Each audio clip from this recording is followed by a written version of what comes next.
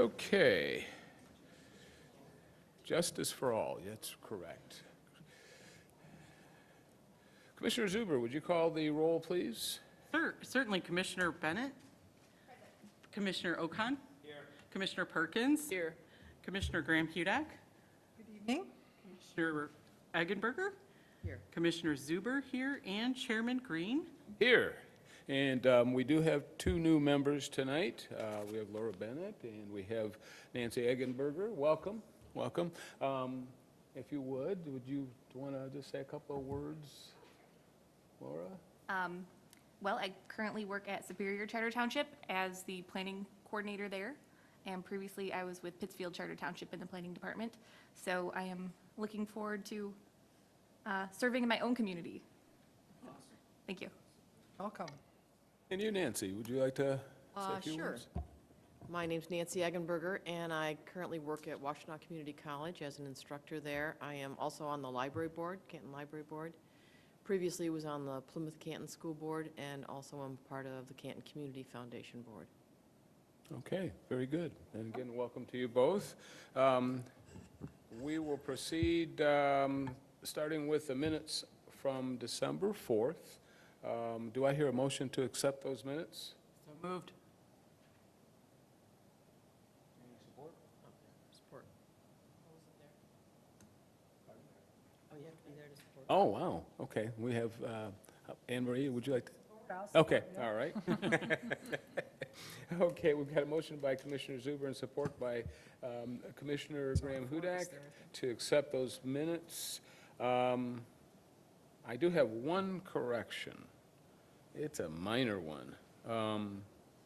Let's see, let's go to that page. It's a typo, I'm sure, but it could be significant.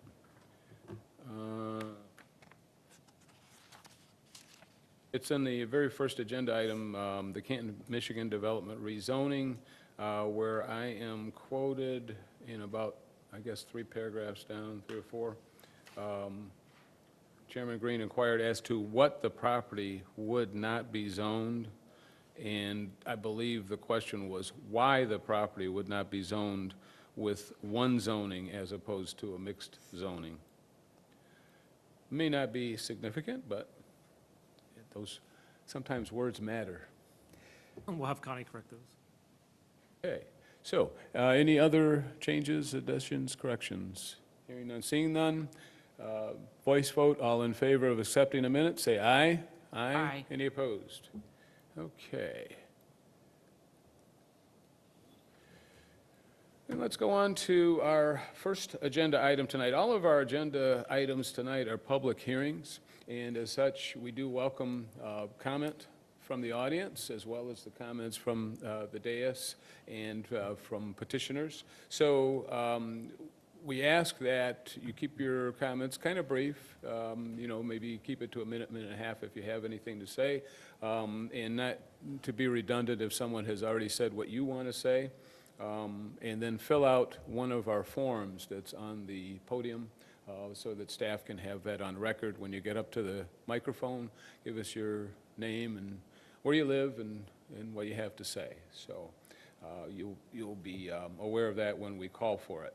Our first agenda item tonight is the Cherry Hill Village Overlay Code of Ordinances, or Summer Park Bixler, where we're considering an ordinance amendment of Appendix A, zoning of the Code of Ordinance of the Charter Township.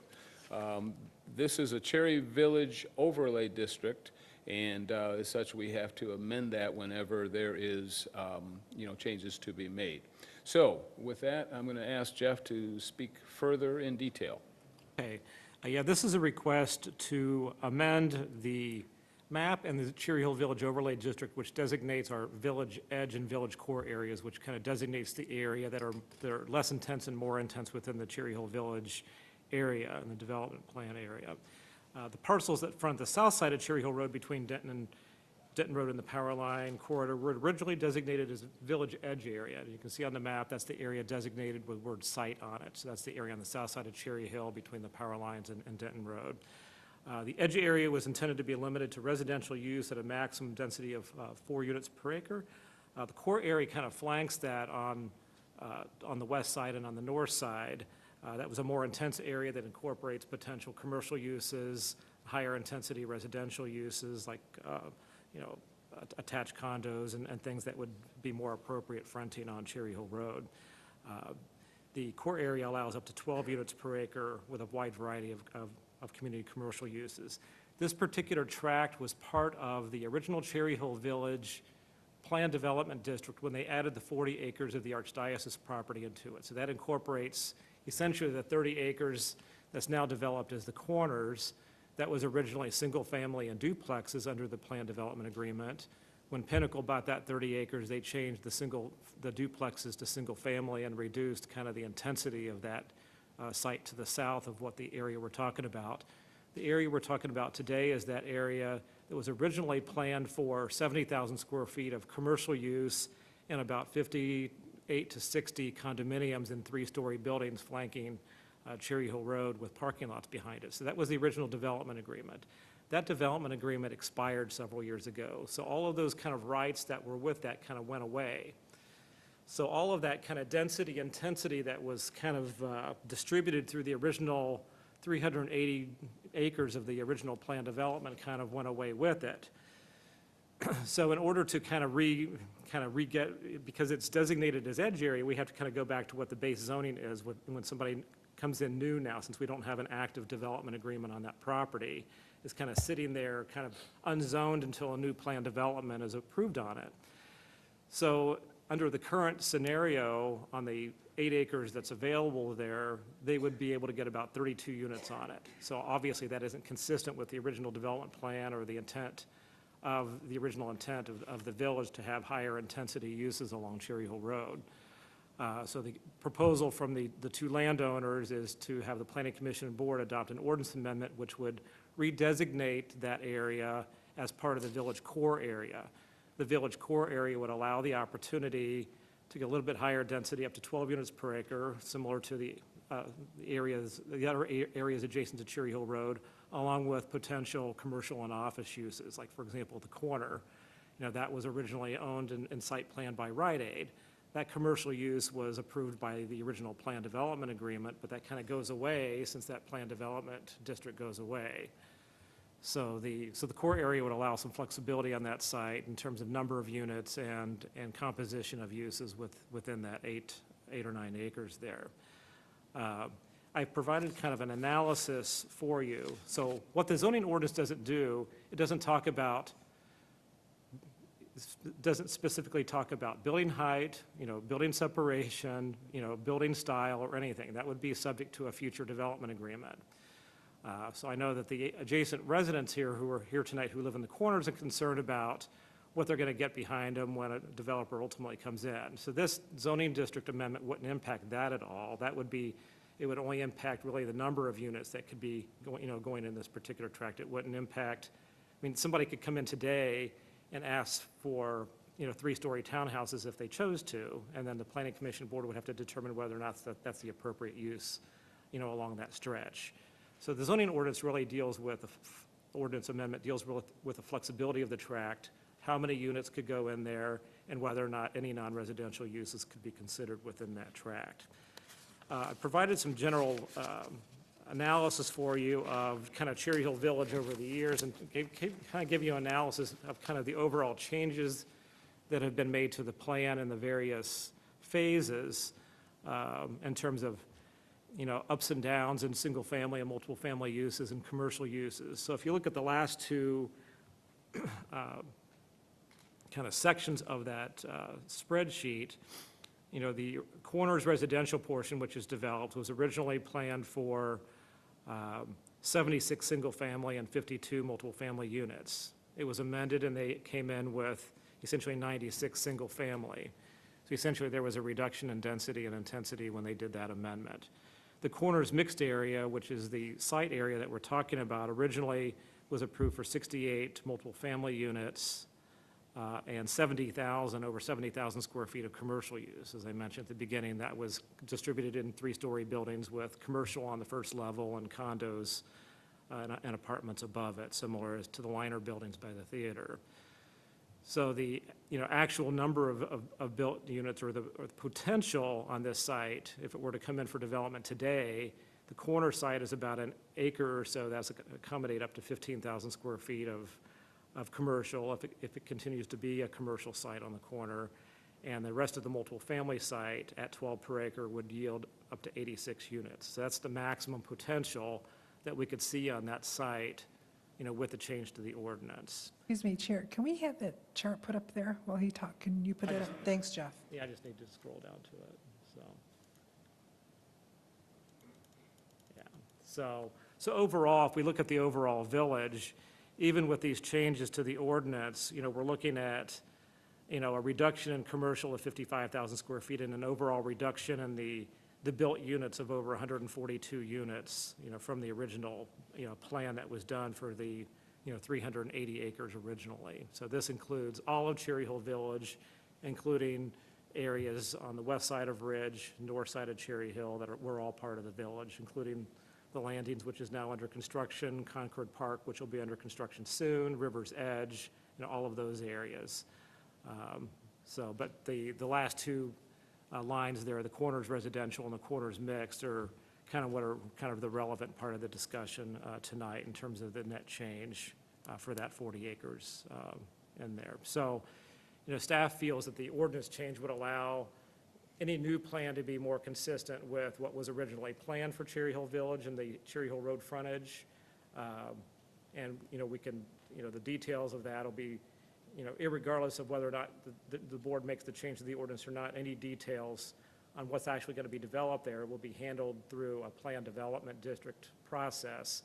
Everything within the overlay district, there's no uses permitted by right. Everything has to be come in through a plan development process so that we can make sure that the form of development, the mix of uses, the types of uses are appropriate to the village, the style is appropriate to the village, the layout is appropriate to the village, considering what's adjacent to it, what's along Cherry Hill Road, what's behind it, in terms of, the actual build-out of the village. So that'll be discussed at a later time, irregardless of whether the zoning change is made or not. So they have to come before us with a plan development which would include the mix that If they we would chose to, approve or unapprove. yeah, if they chose to do a mixed-use project, yeah. So, irregardless of what they come in with, Right. it'll have to be done as a plan development, and you'll have to consider whether it meets the general guidelines of our plan for Cherry Hill Village. If it was not a mixed-use development, would we be within our rights to refuse the offer based upon the lack of mix? Oh, you have to make a determination of whether or not the proposal in front of you meets the guidelines of Cherry Hill Village. It's up to them to justify. So if we, Nothing that says in the overlay district, it doesn't have to be mixed. so if we approve this tonight, and someone comes before us with, let's say, all apartment residential, we would have no Would be looking recourse? at the form and function of the development in conjunction with the Cherry Hill Village design guidelines. You have an overlay district which has design guidelines. So you would have to look at it in conjunction with whether or not it meets the design guidelines for the village or not. The design guidelines for the village allow for the opportunity for commercial and mixed uses, along the core area.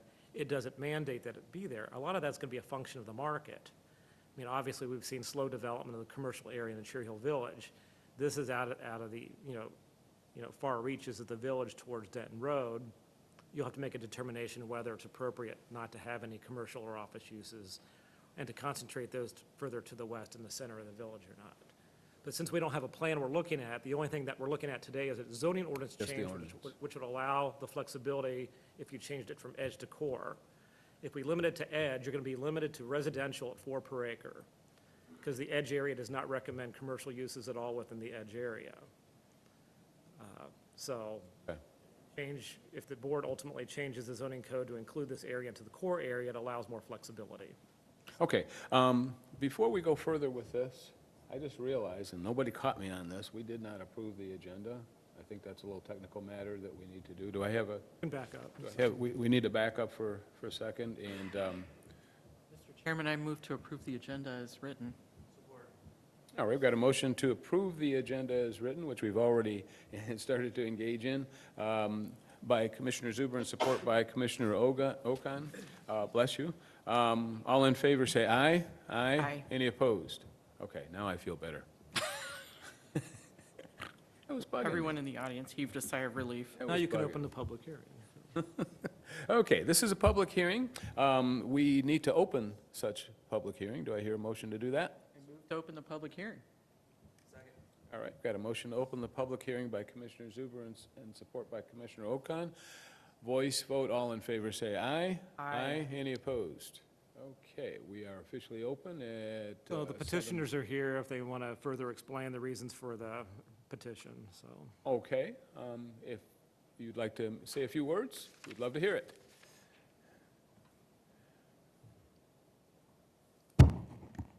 Else?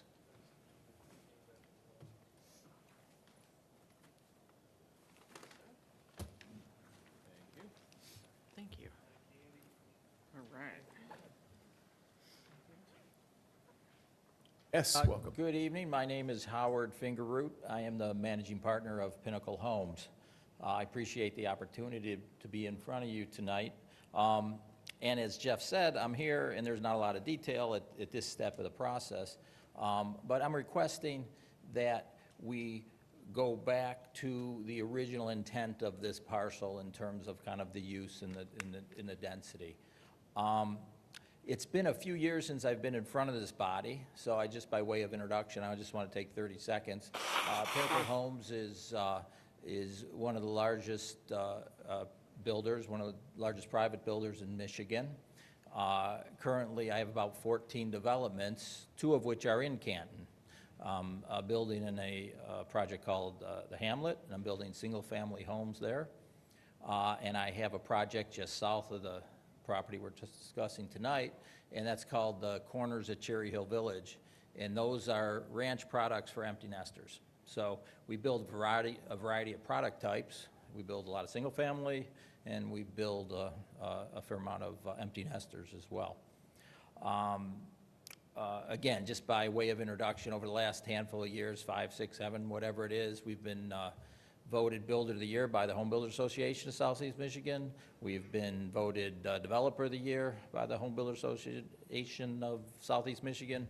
And we're the only builder in the state that has been awarded the Pure Michigan designation by the state of Michigan. So me and my partners have been building and developing in Southeast Michigan for over 25 years, and we've done a number of projects in Canton Township, and we're happy to be here in front of you again. So I appreciate that. As Jeff said, this property, it originally was planned with the village core as opposed to the village edge density, if you would. And it really is the nature of the property. The property fronts Cherry Hill Road, and the way it is outlined today at 4 units an acre, that's really sort of a single-family density. So you'd be putting single-family homes on Cherry Hill. And I'm not sure that was what was really intended when they invented this whole village. So what we want to do, we're home builders, and predominantly we would think it would be residential and probably townhomes. But again, that's for another day. We just want to make sure we can get the right looking unit, the right feel for the unit. And I know whenever builders are in front of you or developers are in front of you, it's always, oh, we want more density, we want more density. That isn't always the case. Actually, when we did the corners at Cherry Hill, we reduced the density. And I think Jeff brought that up as well. It was originally for single family and duplexes, and it was 100+ units, 120, 130. And we reduced it down because we wanted to do an empty nester product, which we saw a big need in Canton Township. And we reduced it all to individual single-family homes, and we're very happy we did, and we think it's beautiful, and we thought that was the right call for that parcel because it was off the road. And now we have a piece that's on the road, and I think that what we envision is going to tie into the village very well. Obviously, we want to use the village architecture that's around the whole village, the sort of the neo-traditional bend to it. There's a lot of commercial more in the village core, and, you know, I drive by and it's not as vibrant as it could be, and hopefully when you have households and more households around the village core, I think you'll see more of the vibrancy. So, again, at this stage, it's not site plans and floor plans and massing, it's just, we want to kind of do what we think is the right thing to do for this 7 or 8 acre parcel. But I happily answer any questions you have, or, Okay, but all right. I appreciate, again, the giving me the opportunity to Okay. introduce the project. All right, thank you very much, and stay close by. What we're going to do first is we're going to go to the audience and ask if they have any comments, and then we're going to go to the dais and ask the commissioners what they think or any questions that they may have. So I'm sure we'll have some for you, okay? So with that said, let's start at the back of the audience. Anyone like to comment or question on this project? Yes, ma'am, come on up. My name is Debbie Nolan, and my husband Mike and I live on Division Street. And our front window faces the site. Our front window, which is the back of our house, but that's our living area, it faces the site. When we bought our house, $400,000, I don't want to look at a wall out my front window. I would rather have less than going way up. So I took pictures. This is out my front window, what I look at right now.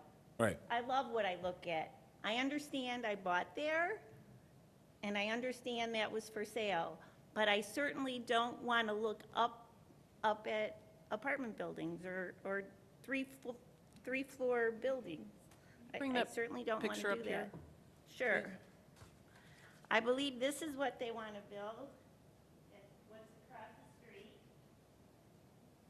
Okay? And then this is my front window, when I look out. And I don't want to look at that. Yeah, that's what I look at.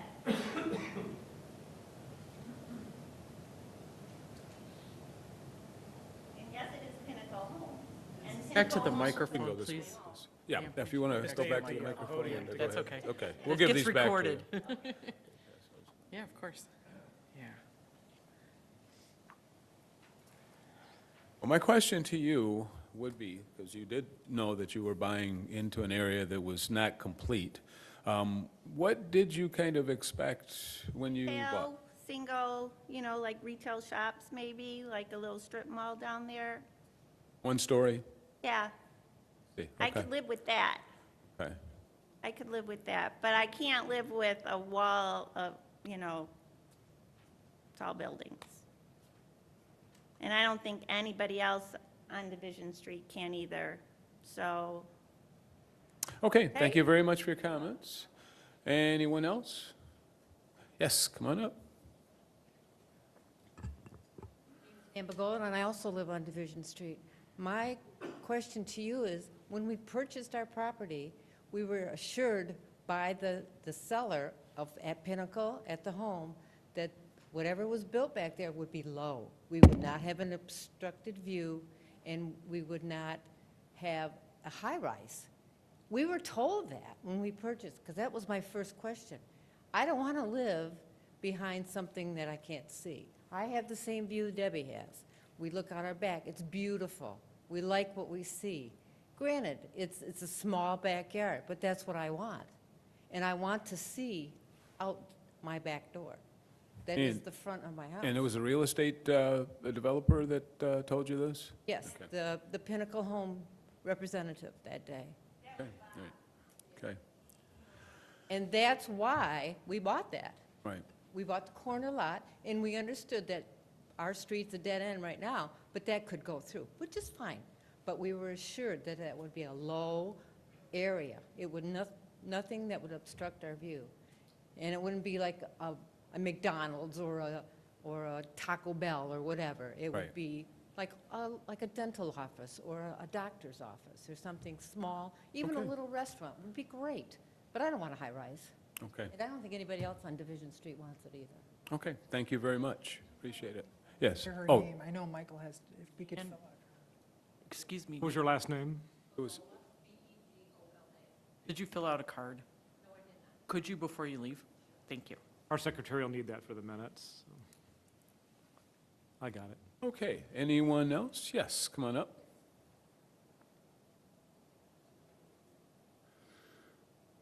Donna Clack, I live in the Corners as well. I don't live in Division Street. I live back at the Woods. Your address? Pardon me? We have your address. What's your address? 49871 Hancock. The only thing I would say is, we were told too that it was going to be commercial along Cherry Hill. And one of the things, I've lived in Canton for, 20 years in different areas, but the downtown has not been developed. And I don't know that saying that just putting more residential in there is going to do it. Part of the problem is the people that own those shops by the theater, it's the guy that owns those apartment buildings, he has the rent so high, it's been like this for 10 years, nobody can rent there. And he can afford, he can sit on that for 15 years if he wants to. And I don't understand why the Planning Commission doesn't do something, either gets block grants to incentivize businesses to be down there. This opportunity, if you put commercial there, would not be that man, hopefully, somebody else who would have rent and put in cookers. Like, you can't put in a restaurant over there because those things weren't designed to have fryers or whatever it is.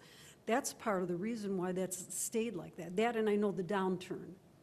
But I would support them, I understand they bought it, yes, it wasn't sold, but it said commercial, and I bought down there. I'd like to have a downtown there.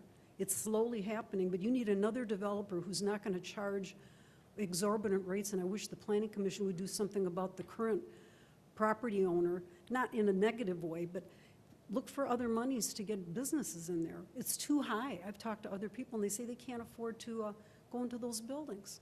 Thank Okay. you. All right, thank you very much, appreciate that. Anyone else coming forward? Oh, yes, sir. Oh, Good evening. My name is Joan McNally, and I'm also a resident of the Corners of Cherry Hill Village. My address is 49689 Shire Lane, and we live a block or so from the development that we're discussing tonight. Our concern is that our property value. We purchased our home at the higher value, and if the development is a high-rise, it will probably have an impact on the total value of our single homes. That's my concern, and I also support the others that talked about a high-rise building being in their backyard. Thank you. okay, thank you very much. Yes, sir, come on up.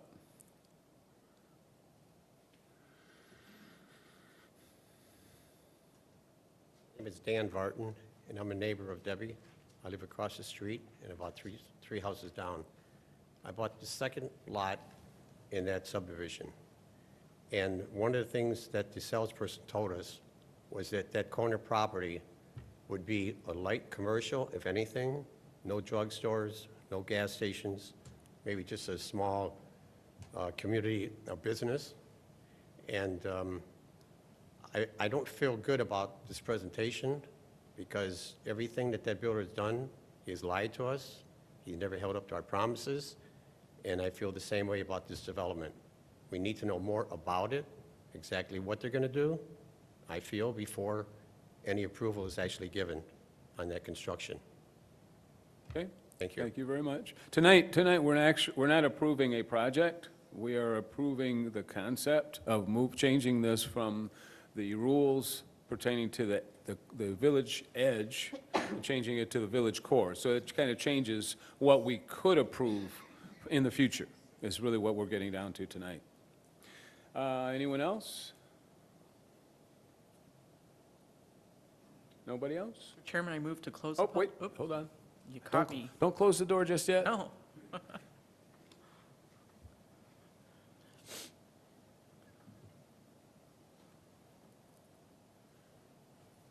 My name's Fred Miller. I live in the Corners also. I don't live on Division Street. What's your address? 310 Chester Arthur Drive. One question I had, and I don't know if this is the right place to be asking this, but Chester Arthur Drive, I think, was originally scheduled to go on through to Cherry Hill. At least it looks like it was originally designed that way. There's a stub street that's heading right towards Cherry Hill that would need to go through that parcel. I wanted to know if that was part of the original plan, and if that would be, Yeah, there were originally 4 block connections to Cherry Hill Road. Okay, Chester Arthur, where your stub street is one. That'll continue through to Cherry Hill Road pursuant to the road master plan. The other one is where the existing construction access is to Cherry Hill Road. That's intended to be a road connection. That's a stub street also from your neighborhood to Cherry Hill Road. So those 2 will be required to be extended to Cherry Hill Road to complete those blocks. so that street will go on through that. That's why the stub is there, is so it can be continued. Okay. And my other question is, isn't there typically some sort of a buffer zone between high-density housing and single-family units, like even a street, or, the apartments are Yeah. actually right up against. Well, we're not looking at any plan right tonight. All we're doing is looking at a change to the zoning code from core area to, or from edge area to core area. We're not looking at a plan tonight at all. A core area. The core area is a higher density Density. area. Originally, on this site, as I mentioned before, it was planned for a 3-story commercial building with commercial on the first floor and 2 stories of condominiums or apartments above it with parking in the back. What happened was the transitional area between the commercial area and the single-family area was the duplexes. And the duplexes were removed and replaced by single-family when Mr. Fingerroot came in and did the corners originally. And at that time, that's one reason why we required them to put up the fence, because we didn't know what was ever going to happen, whether or not that original plan was going to be developed at that time or not, because it had been sitting kind of vacant for a while. So that's why the fence was installed along the backs of those lots, was because we didn't know what somebody was going to bring in there. It could have been commercial with a parking lot right up to that fence. What we normally look at is when somebody brings in a plan, as I mentioned before, everything has to be done by plan development approval, which is a special approval, and the Planning Commission gets to look at an overall concept plan to make sure it fits in with the area, to make sure those transitional areas are taken care of, to make sure the open space is in the right place, to make sure that the proposed buildings are in keeping with the village concepts and those kinds of things. So at this point, we can't answer those questions. So the only thing we're talking about tonight, I know it's hard because you're not seeing any details, but the Planning Commission can't look at zoning because, Mr. Fingerroot may not buy the property and somebody else tomorrow might buy the property and decide they want to do something different than Mr. Fingerroot does. So we have to look at what the zoning code says and what the zoning code allows and whether or not that's appropriate for the area. So the question before the Planning Commission tonight is it appropriate, given the history of the property and what the intent of the village is to change this area from the village edge area to the village core area to allow flexibility and number of units and types of uses. But what I'm saying is that you're creating a high-density housing Potentially. area Well, dr- relatively, but, directly against the lower-density housing area, well, with no buffer zone at all. we don't know that there's a buffer zone. We don't know what the proposed buffer is, because we don't have a plan. The plan development, when they bring in a plan, they'll propose whatever buffers are appropriate, and the Planning Commission will look at that to make sure that the transition between uses are appropriate. Since we don't know what's exactly proposed for the site, we don't know what the appropriate buffer or transition should be. Well, and Jeff, you pointed out earlier that there were basically 2 areas to Cherry Hill Village, the edge and the core. So there Right. is no, And there's generally, nothing those are that's separated by, defined as a and those separation. village and core areas, generally, if you get in closer to the center of the village, those core areas are separated by an alley. You may have houses backing up to an alley, on the other side of the alley is commercial. I mean, that's what we have in the rest of the village. In this particular case, since we have backyards that aren't served by alleys, we don't have that alley condition. But that doesn't mean there's not going to be some type of landscaping buffer along that fence line when they bring something in. There'll be a transition where the 2 road connections are in terms of integrating the 2 sites together in amongst the village. The village was intended to function as a whole, not function as separate neighborhoods. So the issue with the Cherry Hill Village is, you have some areas along the main roads which are a little bit higher intensity and allow for some of those commercial uses or are multiple family uses, but then you have the areas that get away from the edge of the village that are lower density. In hindsight, it may have not been that smart to put single-family lots up against this edge. But that's hindsight, and that's something that the planning commission will have to consider when they see an actual plan. But we're not looking at a plan tonight. All we're looking at is a zoning concept in terms of how flexible we want this site to be, so. Thank you. Yeah, Okay, thank you. apologize, we can't get into any more details tonight, but we can't, we're not there yet, so. Yes, sir. I'm Patrick McNally, 49689 Shire Lane. And when we moved in here too, we Pete was our salesman. And we were concerned about that commercial area. And we were told that it would be like coffee shops and small one-story buildings. Now, was that in writing? No. But is there any way this can be zoned where it is just low buildings? Instead of condominiums or townhouses. It's just a bad feature to have that. Like my wife was saying, that's going to maybe affect our house prices, our home. And it's not a very good thing to look at, especially those people on Division Street there. And I agree with them. Okay, thank you very much. Appreciate it. Anyone else? All right, come on up. We need you on the mic. So, in December, when we were here, I asked why everyone at the corners didn't receive the notice, and you said you have to live within 300 feet. So I did my legwork, and we passed out the flyer to everybody in our neighborhood, and that's why a lot of people are here tonight. So moving forward, can everybody receive that notice?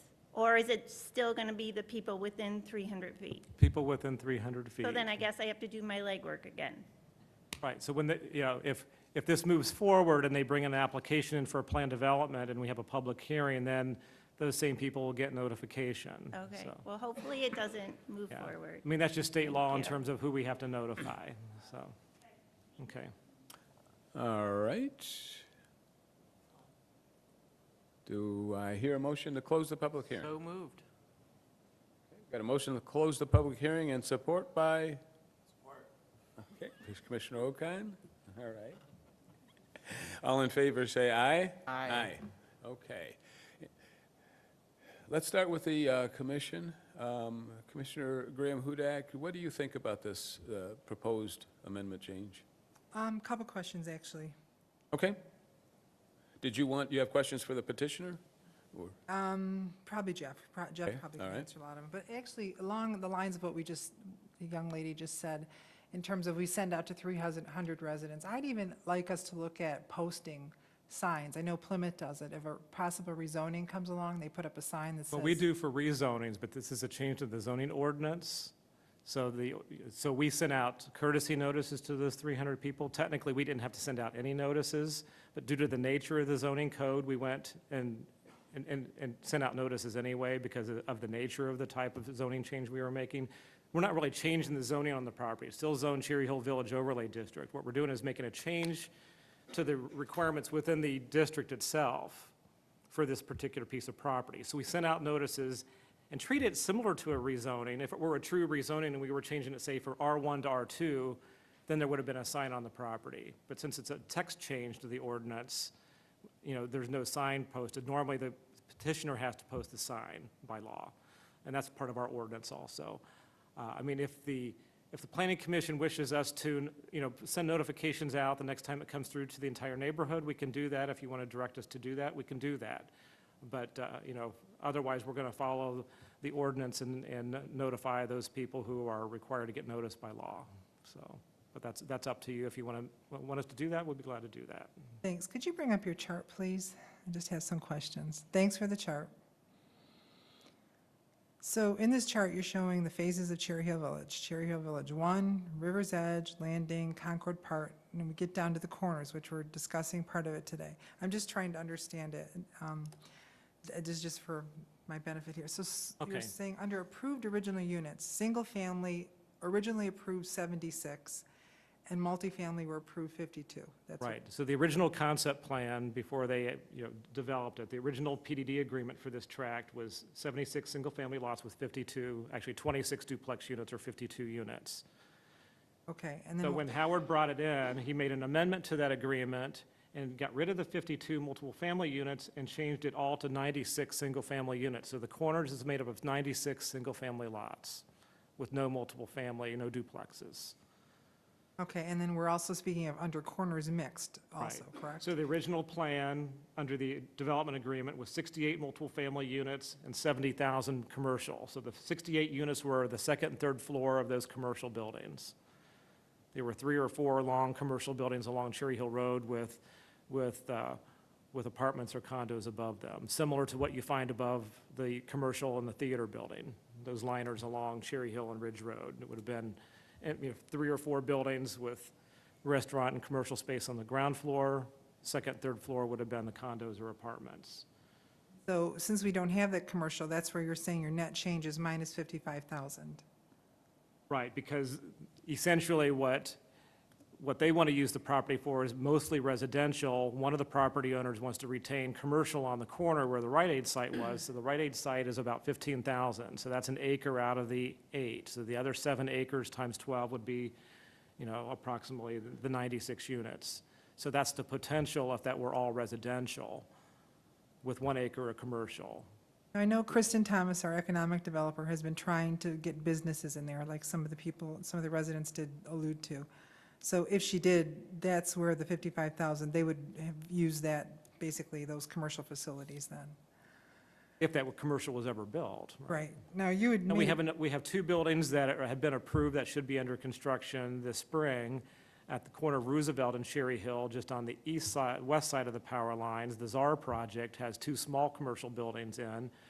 One of the problems, though, is in order to get funding for commercial, the banks require you to have leases for that before they'll give you money to build the commercial. So unless you have a lot of money and you're going to go out and speculate on building commercial buildings, you're not going to build those buildings until you have leases in place generally. So in Mr. Czar's case, their family is going to run one of the businesses, so they may be able to go ahead and get started on those buildings. But that's, further in, toward the center of the core. So this area we're talking about is east of the core area, of the existing core area on the other side of the power lines. So it's kind of across from IHA and the future commercial on the north side. But what we're seeing is, so we have the existing commercial there in the Cold Stone building. We have the existing commercial on Ridge and Cherry Hill in the theater building. We have the Czar commercial that's proposed. We have a vacant commercial site that never got off the ground on the north side next to the daycare center. So I guess the question is really, even if we had demand for commercial there, how much commercial do we really need? Okay. So we're getting towards build out of the village pretty soon. We've got the rest of the tracks pretty much are either under construction or will be under construction pretty soon. So within 2 years, the village should be built out within, 2 years, with what's, what's going in the ground right now and what's proposed. So, how many rooftops does it take to support the commercial? From a planning perspective, that's always going to be a question. How much commercial do you actually need in an area like this? One of the issues with Cherry Hill Village is a lot of people that lease space want to be more central to the community where there's more traffic. Since Cherry Hill Road doesn't go much further past Canton, especially with the road closure in Washtenaw County, and since there's no development pretty much past Napier, a lot of people consider this a dead-end commercial district. So unless you have unless you have commercial that's, like a large business that's going to attract people out there where other commercial then would follow, what's the attractiveness other than having some mom and pop businesses that do some, village-style, neighborhood-style commercial. So that's kind of our struggle in terms of, Kristen and I work with a lot of people, and we direct people out to Cherry Hill Village, and if we think it's a good fit, and we've had, commercials that have started and stopped, and we've got a few new commercial businesses out there trying to get going, but it's really going to require support of the community that lives there to support those businesses and make them viable. Once those businesses become viable, then other businesses will come in because they can see that it's a good investment. I understand. I mean, we do have a lot of people there now. And you did make a comment Right. about if it were to go commercial, they would allow 3-story commercial buildings and 2 stories of condos with mixed right Well, that was now. what the original plan was, but obviously that never got built because it couldn't get funded. So technically, that could come now. I mean, let's say. I mean, Well, if that's it was designated core area, it wasn't approved under the original PDD agreement because all of that stuff was mushed into the original 380-acre plan under the original agreement. That agreement's expired. This area, and from a zoning standpoint now, is basically zoned 4 units per acre residential. So the way it's currently zoned, we couldn't do any commercial in this area because the Village Edge area does not recommend commercial uses at this point. So that's what I'm saying. If you guys want to see some commercial or non-residential uses, office uses, delis, small markets, coffee shop, whatever, and these buildings, even on the corner, it needs to be designated village core, or you're not going to get any commercial uses in because they will be precluded from requesting that under a PDD because the Village Edge does not allow those uses. It limits it to 4 units per acre residential, period. So in terms of if an apartment building were to go there, if we made the change, what would be the maximum height of that? How many? It's up to you to determine what the appropriate height is. They make a proposal, you determine whether it's appropriate. Mostly what we see along Cherry Hill Village Road is 2- and 3-story buildings. Most of the commercial buildings along Cherry Hill Road are 3-story buildings, other than some miscellaneous existing residential and some infill pieces that have gone in.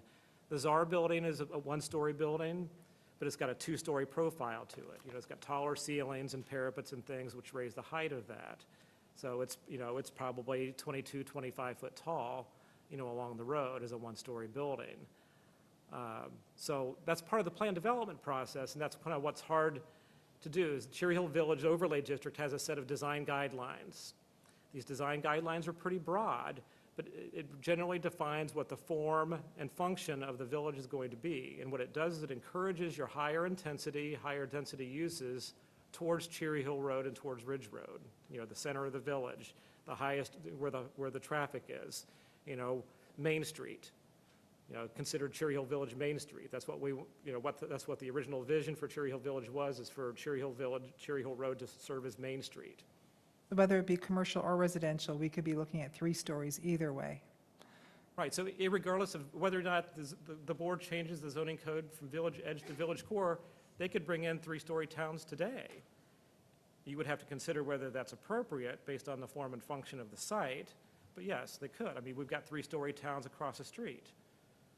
Directly across the street, we have 3-story towns. I mean, we have, the theater building is 3 stories. We've got, there's also 2-story development. So it's, there's also some 1-story development. It could be you could have a mixture of heights. But we're talking about, basically this is the last piece of land left in Cherry Hill Village along Cherry Hill Road that's, not under control and already planned out. Is it possible to make that green space, walking paths, bike paths, park? They have they're adjacent to the ITC corridor, which already has a walking path. They will have to incorporate 25% open space within their development. That's a requirement of all PDDs, is they have to retain or preserve at least 25% open space and create some amenity within that development. So that's a given as part of the PDD process. That's why a PDD is required, is so they do incorporate that open space into their project. Originally, this had some open space, but that open space was also distributed through the rest of the village. So, because this was part of the overall Cherry Hill Village plan development, Cherry Hill Village had its own open space. So essentially, now this will be independent. We're going to get more open space than probably what we had before because it's going to be considered independent from the original development agreement. Greg, I'll yield to the next questioner. Everyone's going, "Oh." Okay, I think I have a couple questions. A moment ago, you said it reverted back to, Basically, unzoned property because it doesn't have a PDD on it anymore. which was 4, Cherry Hill Village. right, but you said something like 4 houses or 4. Right, the Village Edge area under the ordinance, under the overlay district, limits it really to 4 per acre. Okay, since it's not in the Residential core units. area, and it's not part of the original PDD anymore, we can't consider those commercial uses and higher intensity uses unless it's part of the core area. So currently, it's 4 per acre, and the developers want to turn it to, 12 per acre. okay. Yeah. core area would allow, if it's residential, up to 12 per acre, so, maximum, yeah. Right, which is why the thought is that they'll be putting people on top of each other. Well, any development you do on the frontage of Cherry Hill Road, when you're putting units right up on the road, if you put all those units up on the road, it would look kind of funny if you didn't fill in with more units in between. It would just, you would Right. have a lot of underutilized space in between buildings, and you wouldn't get the same urban form that you would if you were, consolidating those up near the road. Right, because it wouldn't be part of the Cherry Hill vision of that area. Okay. Part of the problem is over time, these things, part of these pieces have fallen apart, and try to put them back together, we have to make sense to put them back together again. And things have changed over time, just like the corners changed from single-family and duplexes to all single-family. This too is also changing from its original concept, based on what the market demands for the area are and those kinds of things, so. So the residents that were told it was always going to be a low building.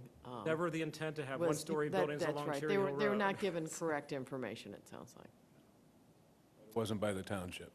No, exactly. No, because if they would have come into the township, I would have pulled out the concept plan that was approved at the time, that was still active when the time, and it's still approvable at the time that they originally built, and I would have bought, I would have shown them the three-story plan, so. Commissioner Zuber? I can't think of anything that Commissioner Eggenberger, sorry, and Commissioner Graham Hudak haven't already asked. Thank you. Commissioner Perkins? I'm good. Commissioner Oken? Couple things. So along. It's complicated. It is, it is. is complicated. But this is what I want to make sure I completely understand. So far, on the south side of Cherry Hill, I think it was last year, we approved a couple commercial projects. Yeah, the Single one- story. Yeah, the one for Czar, yeah. Yeah. Mm-hmm. So along the south side of Cherry Hill, other than the right across from the theater where the Blimpies is, it's pretty much going to be single level. Mostly residential, yeah. Oh. So no matter, what I'm understanding is no matter what development comes in there, they have to go through the plan development process anyways. So then, we get this today, which, to me, That's his intent. doesn't really go through anything that we've already planned for the south side of Cherry Hill. Have to submit that and go through the process, so. So why should I change something now, not knowing if I'm gonna get this or not? Because I can tell you, if this is his intent, I don't like it. You get to approve it either way. Sure. So they'll have to And go I through- guess, Yeah. hold on. So I guess what I'm saying here is, if we have to go through the plan development process anyways, why do we need to change any of the overlay right now? Because the overlay is what sets the density for the plan development. They need to know what density is allowed before they bring a plan development application in. Right now, he could only bring a plan development application in for a project that was 4 units per acre. Showing you is not 12 units, is not 4 units per acre. It's closer to 12 units per acre. So he could not even, the application would never, ever get out of DRC. It would never get past staff level because it would not be consistent with zoning. So are you basically saying we have two options? You have an option of keeping the ordinance the way it is at 4 per acre, or you have the option of changing the ordinance to the core area and allowing flexibility, and then reviewing, in any case, you're going to review a project under a plan development, whether it's at 4 or whether it's at 12. So this isn't the time to be able to say if we change it to core, can we limit the heights? The ordinance doesn't limit the height. The height would be limited pursuant to the PDD agreement. Okay, and that we can't change. If you get the PDD and you say, we don't want 3-story buildings and we want you to limit it to 2 stories, that's something that would be a condition that you would make to the township board as part of the plan development, recommendation as part of that public hearing process. And I guess what I'm saying here, Jeff, is I can't vision the south side going from Blimpies all the way up, all the way east, we got small commercial, the little village commercials, okay? And then we're gonna have a commercial at the corner, okay? And I just wanna make sure, This and is I'm just oppo- speaking okay. for me, Okay, one thing you need to consider is what's approved in Uptown on the north side. Okay, you've got IHA, which is a two-story commercial building, and you have the grocery store site. but those are, Directly those acro- back, No, but this is- those back three-story residentials.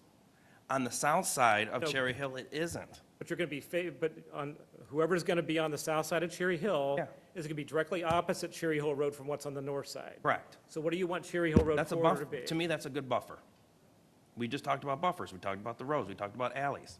On the north side of Cherry Hill is where we have the higher densities.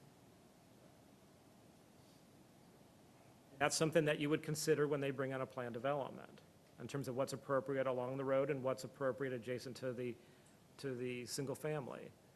Just like you do with any project that comes in under planned development. Planned development is a flexible development tool. It allows you to consider what's appropriate in any given area. So, just to make sure I You're going to understand, send a message back to the developer, and you don't feel three-story, and this, irregardless of what goes through, and you want to send a message back to the developer, he needs to know what the planning commission expects on this tract. sure. You And, can't and, make and that no, part of- I've heard a lot of residents say the same thing, and pretty much what I'm saying is, so far on that south side of Cherry Hill, it's all been low commercial. So if a low commercial came in today on this parcel, it wouldn't meet the current overlay Didn't district. do commercial at all. Okay, I just want to make sure that is clear. Because the core area is the only area of the village which allows commercial. Because I agree with the residents, I would love to see some low commercial there. That's why I'm going to vote for this change, okay? But I can tell you, I hope we don't see this. Commissioner, It's- yes. Mhm. They're at the planning commission discussion level right now, so. That's it. Okay, Commissioner Bennett? I don't have any questions. Thank you. All right. I have a question for the petitioner, because I kind of would like to know your thoughts, what your intent is. You are obviously familiar with the village, and you Yes. are familiar with the original intent and design of the village. So, what has been presented here is not exactly what originally was intended all the way through. So could you kind of explain Absolutely. your view on commercialism, the commercial aspect as opposed to the residential, et cetera, et cetera? How do you? Sure. If I can, first, I just want to thank everybody. I recognize they're my homeowners, and I appreciate them, and hopefully they're enjoying their homes. And I want to just make one other statement. And I hear, I tell my salespeople what they're allowed to say, what they're not allowed to say, and I'm not there. And if they made representations to you, I truly apologize. That's not Pinnacle Homes. We didn't post pictures on the walls saying this will only be one story. In fact, what I try to do, because you can't, I don't know what the salespeople say. What we do is we put in our agreement that we can't make any representations about adjoining property, just because, and that's not great, but it gives everybody an idea that we can't make representations. But I can't sit here and refute them to say my salesperson, because he thought he was going to make a sale, said that. I don't know, I wasn't there. But Pinnacle Homes would never say that. We wouldn't represent that. We wouldn't put it on the walls, advertise it, and in fact, we say the contrary, that we cannot make any representation. So I apologize and sincerely if there's any way that you have been misled on that. That's not Pinnacle Homes, and I will have a discussion with all the salespeople that have worked there. So I apologize even to the township for that. Getting back to your question specifically, originally, there is a variety of things that could have been done on this parcel that were 3 stories in height, okay? The one, I think, that was envisioned, maybe a developer had an idea he was going to build commercial and residential above it. That's not what my intention would be, but what my intention is fit what was originally conceived in the development agreement. So we could have done this But apparently, the developer that had it at the time wanted to do commercial on the first floor and residential above it. So, but I think this fits within the scheme. Jeff, correct me if I'm wrong. This would have been approvable under the village core. Well, yeah, the intent was, and since we had higher intensity commercial on the north side with the medical office buildings and the grocery store site and the townhouses that were on the north side, it was the intent to kind of match that on the south side, especially right on the street edge. The original plan had the buildings right up on the street and a parking lot between those buildings and the residential, which is now known as the corners. So the only difference was, instead of single-family in the corners, there would have been duplex units that were oriented with their sides to those parking lots, and then there would have just been a small landscape strip in between, essentially, and there were actually 4 block connections, through there, with basically a building essentially on each block. So that was the original concept when it came in. Obviously, from a market standpoint, as I mentioned before, that didn't work. So we have to look at, okay, how much flexibility do we need on the site to allow what we envision to occur there to occur? If Pinnacle wants to come in and do a single product type of environment of single family, townhouses, I mean, that's something you'll have to make a decision on whether or not to, recommend approval of a planned development. If there's something else that you would rather see there, obviously you can, let Pinnacle know today, and they can go back to the drawing board before they consider bringing an application in. But the zoning ordinance, the way it sits today, would limit development of that 7 or 8 acres to 4 units per acre residential, period.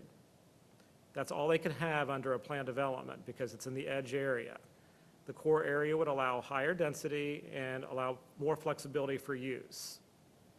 As I mentioned, the corner piece, I think that Summer Park still, or that Mr. Bixler still owns, that he bought from Rite Aid, they thought they had commercial rights, but that was under the old PDD agreement, and basically they would lose any commercial rights if we don't change the zoning code to village core area. And the commercial couldn't even be considered, so. And I say a few more points to your question. First, some of the folks had said we're going to build high-rise with no intention of building high-rise, obviously. And there would be a wall right behind them. And our site plan, when we get to the point of submitting it, we wouldn't have a wall, right behind those houses. And in fact, what I would do is I would sort of design a site plan, and I would call a neighborhood meeting, and I would show them this. Is everybody going to agree with us? No. But I'm going to get neighbor input. We can do a lot with landscaping. We put up the fence per the township. In actuality, what I wanted to do when I put up that fence is I wanted to put up larger evergreens across there to create a visual screen, and the township landscape architect wouldn't let me plant the trees. They made me You planted a lot of trees there, Howard, and they're not doing so well. They wanted more deciduous and less evergreen. The larger evergreens would have created a visual shield for whatever was there.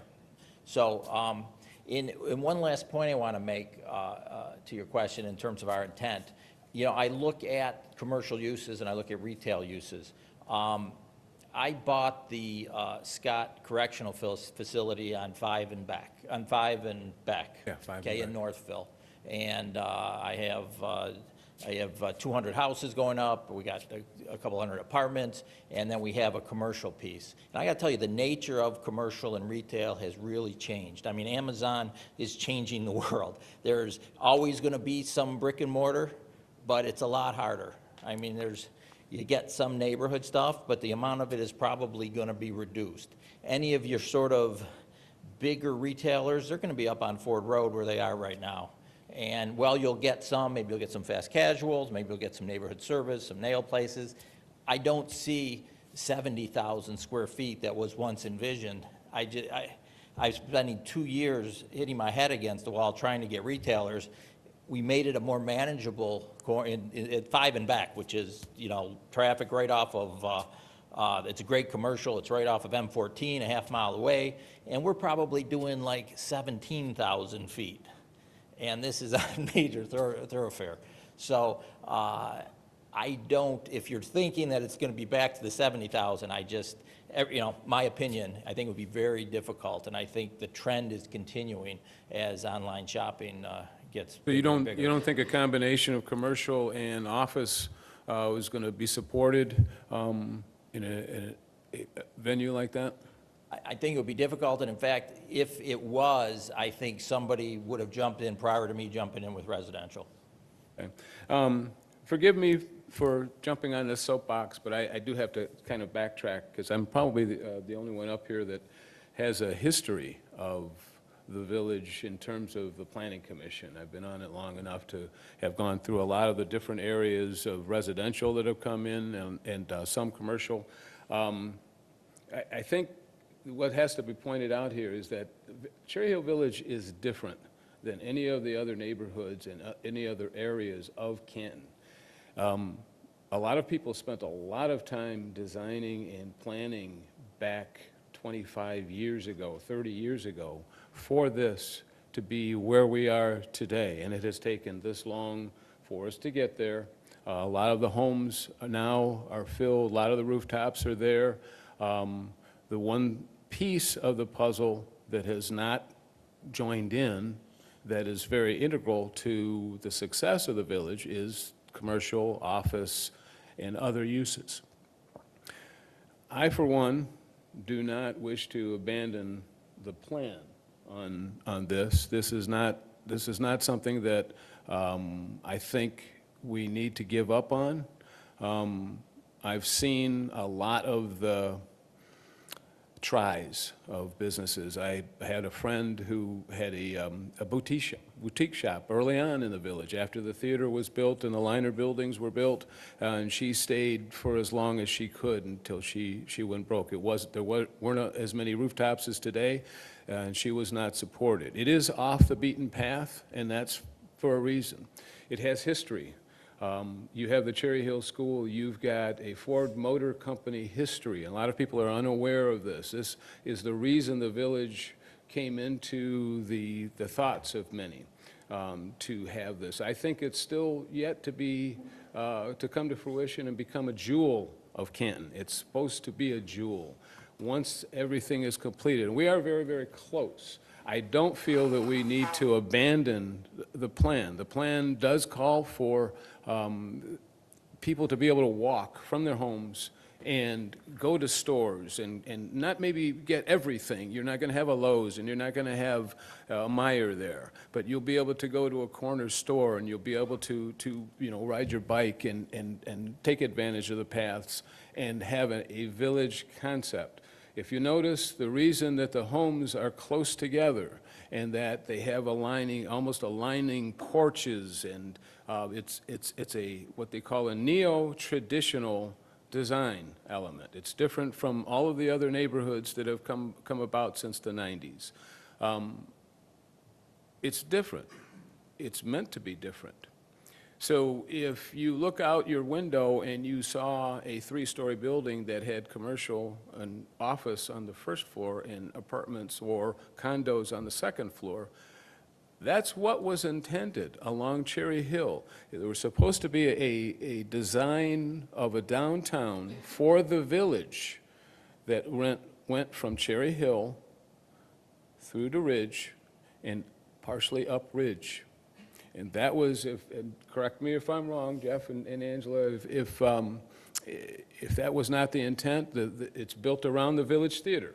The Village Theater is the core area with the Cherry Hill School, and I think we have an opportunity here to get this right. And if we mess that up, it'll be done. And I think we need to carry on, and I think that once this is done correctly, and it may take a little more patience. We've had patience for what? How many years now? Since it was designed, probably in the late 90s.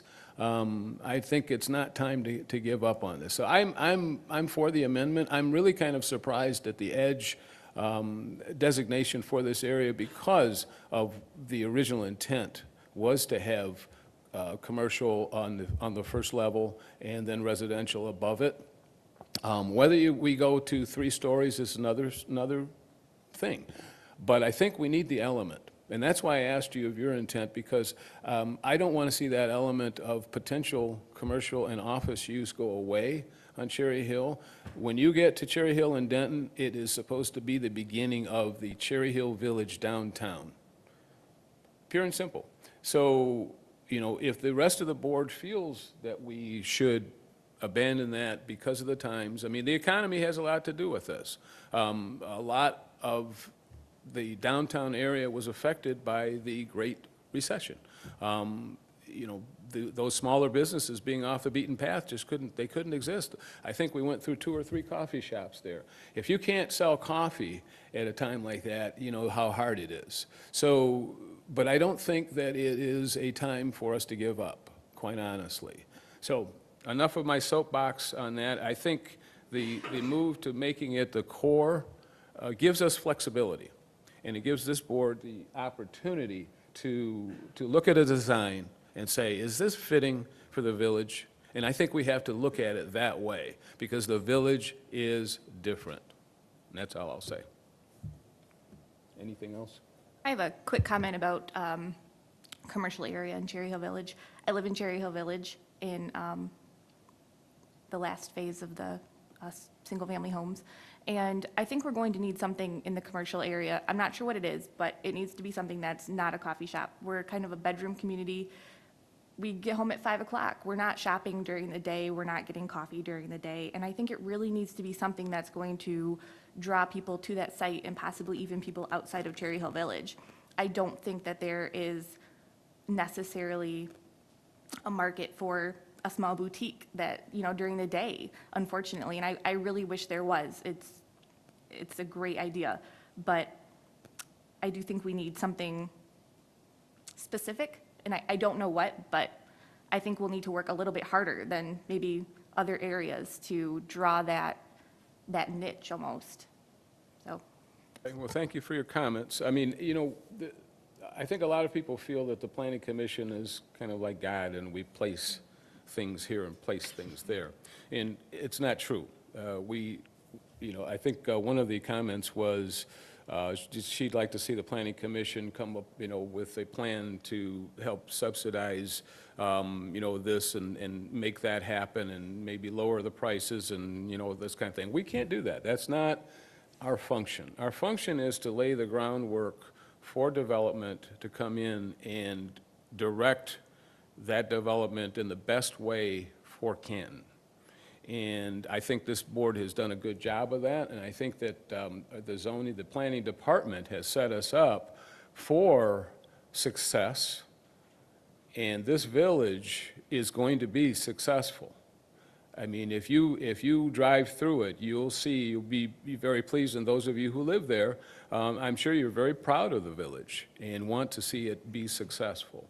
But I think that there are things that are yet to come that'll make you even more proud, and I think Canton will be proud of the village when it's all said and done. We're very, very close, and as Jeff said, you know, in a couple of years, it's going to be built out, and I think we should proceed with the original intent of the plans, and we will make sure that buffering and the issues that are presented with the adjacent uses, we always do. We always take a look at those, this board, and we will not abandon that just to get something done, just to say, oh, okay, we approved it and we're all set.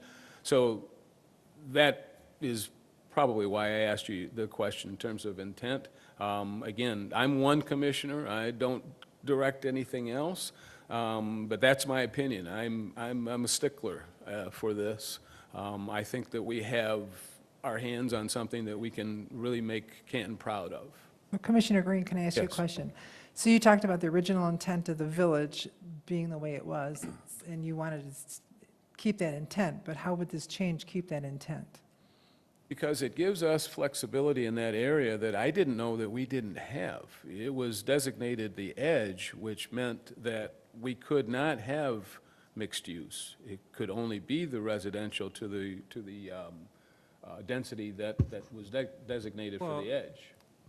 Yeah, because the mixed use was a function of the original plan development in terms of how they laid out the uses in the original plan development. So they took that, and part of it is we were developing the overlay district at the same time as the original plan development was coming through the process. So basically, the overlay district was developed in a little bit different time. Nobody anticipated the original development agreement expiring after 15 years. They had a 15-year approval date for the original development agreement.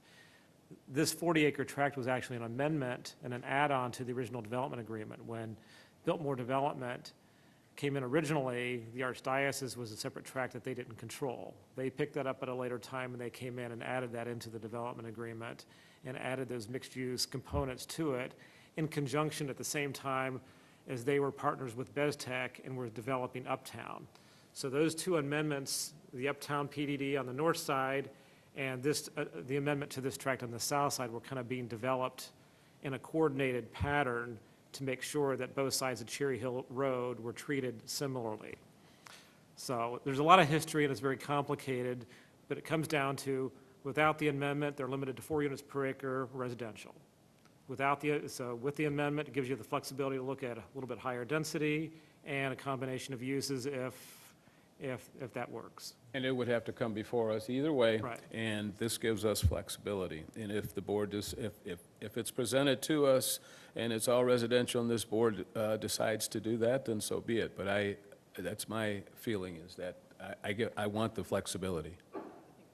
Chairman, I'd like to make a motion. Did you want to Good. make a motion? No, go ahead.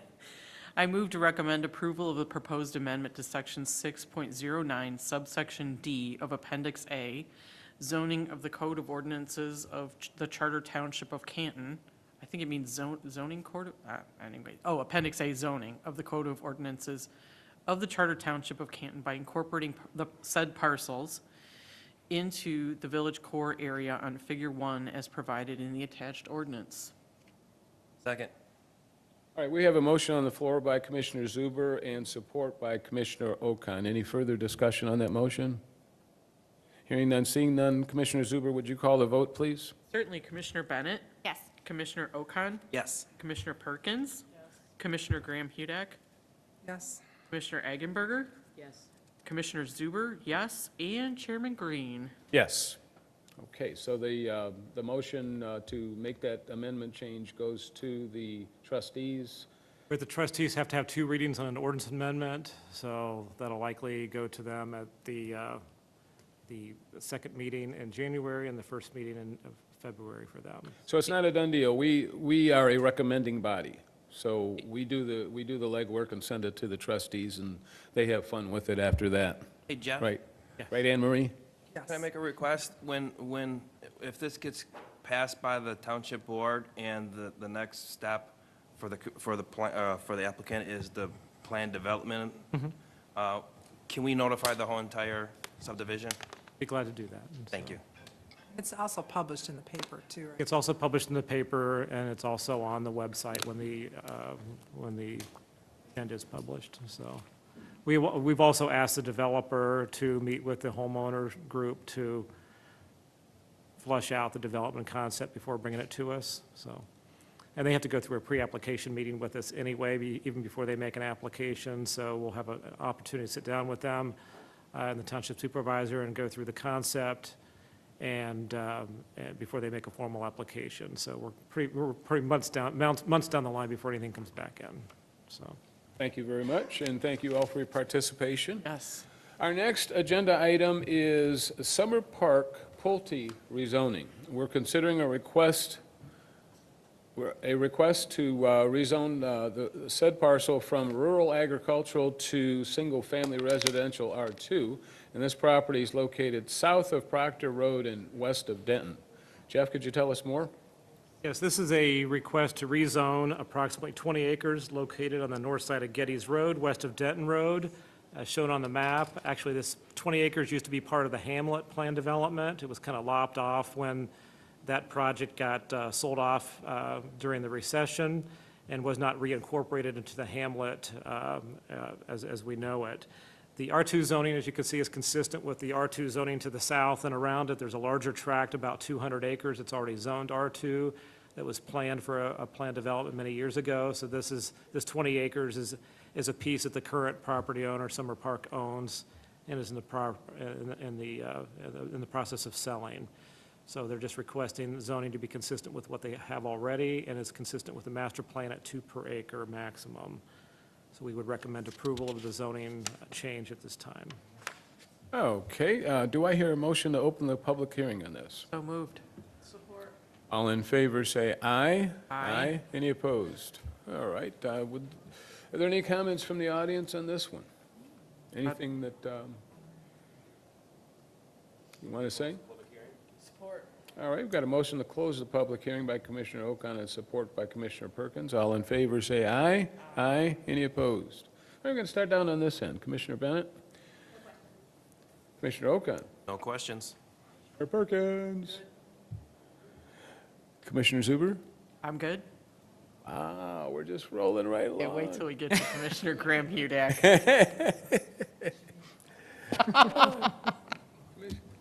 Commissioner Eggenberger? And Commissioner Graham Hudak? Yes, I have some questions. Well, a Okay. couple things. I know we looked at, you're saying that it's R2 and you want to make it consistent. I'm sorry, you want to make it consistent. However, RA is to the north. But it's all developed at 2 per acre. When the Hamlet plan development was done, it was done under 2 per acre under the master plan. For some reason, 20 years ago, when that was first conceived, the base zoning never got changed on the Hamlet, and then we got into court proceedings with that. And so essentially, the court judgment basically determined what the current phases of the Hamlet that are being developed were done by consent agreement. But the Hamlet itself is 2 per acre in terms of its maximum density consistent with the plan. One of the rules we have in the zoning code currently is the base zoning has to be in place, and that sets your base density for any future plan development. So even if they didn't come in with a plan development, they would need the R2 to develop it, because normally RA is 1 unit per 40 acres. So obviously, it's a 20-acre piece. You're not actually going to use it as a separate, residential lot. So in this particular case, they would like to have consistent zoning, base zoning, so when they bring a development plan in, it's all consistent from a zoning standpoint. But if it's RA, it just stays agricultural then, basically, farmland, correct? Or one Correct, unit but per it's acre? isolated because it's all surrounded by the Hamlet to the north, and it's isolated, it's landlocked. Right. What about the traffic in that area? I know this morning, and we've seen over the past 2 weeks that Wayne County doesn't get to us first. And it's been we've been having traffic jams out there with the snow and just people trying to get anywhere. This morning, the police had to go out there and route buses because it was just a snarl in the middle of town. So all this traffic heads that way, and I'm just wondering, what's going on here in the mornings, heading over to the schools? Generally, I come across Gettys Road every morning to work. I lived in Cherry Hill Village. I currently live in Ypsilanti, so I have to commute from Ypsilanti to Canton. So I come across, basically, your westbound traffic is a lot heavier than your eastbound traffic. The traffic towards Ann Arbor in bad weather basically backs up past Prospect, but not into the township. So generally, I have seen no traffic backups at Denton Road. Once the traffic signal went in with the turn lanes, that alleviated any traffic issues we had at Denton and Gettys. Ultimately, a project this large is going to have to do a traffic analysis to determine what types of improvements may be necessary along Denton and/or Gettys Road. So, at the zoning, what we're looking at is, the development potential and what the master plan allows it, to be. It's R2, it's developed at 2 per acre north of it. It's, everything south of Gettys Road is 2, 3, and 4 units per acre, so this is just consistent with the overall development patterns in the area. So, we'll take a look at traffic later on when we get a development proposal. Jeff, as you said before, it's a Wayne County issue, right? It's not our issue, right? Right, but when we get a large project in, a plan development requires them to do a traffic analysis. So, with the larger projects, they've Sure. got 230 acres here, so, we're going to require them to do a traffic analysis, and they're going to determine whether or not there's any kinks in the road in terms of a level of service issues or safety issues. So with a plan development, we have the ability then to negotiate improvements to the transportation network. you know, our goal is to make sure that impacts of development, you know, are evened out with the development takes care of its own impacts. If there's existing deficiencies on the road, we can't require a developer to fix an existing deficiency. Right. That's Wayne County's deficiency to fix. We can require the developer to take care of his own impacts. We can't require the developer to take care of previous, existing deficiencies or previous impacts from other things, so. Correct, but we control the zoning, which controls the density in this case. Right, well, the density, right. And all I'm saying is it's consistent with the master plan and it's consistent with the development patterns and the zoning in the area. I just think that, I think it affects our infrastructure, which, thank you for putting this questionnaire in here, you know, which, all the things we should consider with rezoning, and I think number 10, I think it impacts infrastructure and the quality of life based on what's been happening. But thank you. Okay, and I do agree that this is pretty much a no-brainer to go ahead and make it official, R2. So with that said, do I hear a motion? I move to recommend approval of the request to rezone the subject parcel from RA Rural Agricultural District to R2 Single Family Residential District. Right. Right, jumping right in there. We have a motion by Commissioner Zuber and support by Commissioner Bennett. Any further discussion on this motion? I lost my train of thoughts there for a minute. Yeah, you really threw. All right, seeing none, hearing none. Commissioner Zuber, would you call the vote on this, please? Certainly, Commissioner Bennett, Yes. Commissioner Ocon, Yes. Commissioner Perkins, Yes. Commissioner Graham Hudak, No. Commissioner Eggenberger, Yes. Commissioner Zuber, yes, and Chairman Green. Yes. Okay. Goes Is that a forward. nay? Was that one nay? Yes. Yes. Okay, our third agenda item is the Volk Music Pulte rezoning, slashes in between those three. We're considering a request to rezone from rural residential R2 to single-family residential. This property is located south of Proctor and west of Denton. Jeff, could you tell us more? Yes, again, Pulte Homes is requesting a rezoning of approximately 10 acres north of Gettys, west of Denton. Again, this basically is adjacent to the existing R2 tracts of land that they're picking up from Summer Park and intending on adding into their development proposal.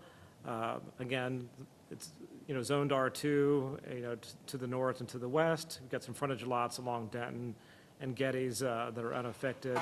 These are larger tracts that will allow them to get access to Denton from a transportation standpoint and gain access to the sanitary sewer line along Denton. Again, this is consistent with the master plans, consistent with the surrounding zoning and land use patterns in the area. Staff would recommend approval. All right, this is, again, a public hearing, so do I hear a motion to open the public hearing? So moved. All right, we've got a motion by Commissioner Zuber and support by Commissioner Perkins. All in favor, say aye. Aye. Any opposed? All right. Nay. Pardon? Approve our, oh. No. to The public hearing. Oh, come on, doesn't anyone want to talk out there? Yes, aye. Would anyone like to comment on this proposal, this project? Talk. Let's move to close the public hearing. Okay, we've got a motion to close the public hearing by Commissioner Zuber and support by Commissioner Perkins. All in favor, say aye. Aye. Any opposed? All right, we're going to just allow for comments here. I'm not going to go in any particular order. Anyone have anything to say on this rezoning? The same thing. I mean, we live in Wayne County, and Wayne County issues are our issues, and I just think our infrastructure needs to figure out how to fix these roads and clear the streets first before we add more to it. Okay, anyone else? Well said. No comments? Do I hear a motion? I would like to make a motion. I move to recommend approval of the request to rezone the subject parcel from RR Rural Residential District to R2 Single Family Residential District. All right, we've got a Motion by Commissioner wake her Zuber up. and support by Commissioner Perkins. Any further discussion on this motion? I will just add one thing, and this is mostly to Anne Marie. I mean, I agree with the sentiment on, well, take care of your own driveway before you build, someone who else is another driveway. We, however, cannot control that, and being, unless we become a city, that will never happen. We will always rely on other entities to come in after the fact and react to how we have built our community, and we hope for the best in doing so. If we waited for them to do it ahead of time, we will never build a community. And that's all I can say about that, is that, yeah, I agree that it gets rough when we proceed with adding density or we add traffic and then wait for Wayne County or MDOT to respond, which takes years and politics and everything else. But it's the nature of things. We're a township, and we don't control those assets. We can add to them. I mean, we have spent money in the past on different issues with roads, but I don't think you want to raise our tax base in order to do that, and that would be a great initiative to have that happen. So that's the only comment that I'll make on that. Well, we do have a roads task committee right now, and they're working on that. Also working with Wayne County, and hopefully maybe soon they'll expand their planning board in Wayne County so we could, they could foresee something like this. But also, I spent 7 days in Cherry Hill Village at the Village Theater with my daughter who was in a play, and it was a nightmare. I heard 100 parents talking to me about how they couldn't get in and out of Cherry Hill Village with the traffic and trying to get to that theater and parking. And another thing I had... One of the things is when people get into an urban environment like Cherry Hill Village is to be, they don't need to have the expectation to park 100 feet from the theater door. There are side streets and neighborhood streets to park on. Yes, but I had two people in wheelchairs that couldn't do that No. in my family alone. And and that's up to the theater production company to manage the handicap parking. They should have had somebody out there managing that to make sure that the people that needed handicap access had the access. And that's up to the theater production company that's running the event. Yep. That doesn't have anything to do with traffic. Traffic in Cherry Hill Oh. Village was intended to be like that. You go downtown Ann Arbor, you go downtown Plymouth, you go downtown anywhere, and you're going to run into similar issues. So I think part of the problem is that's a very poor example of issues with traffic. And I think when people look at Cherry Hill Village and they complain about parking around the theater, they need to understand that's the way it was designed, and that's the way the intent was. That's why there aren't big parking lots around the theater.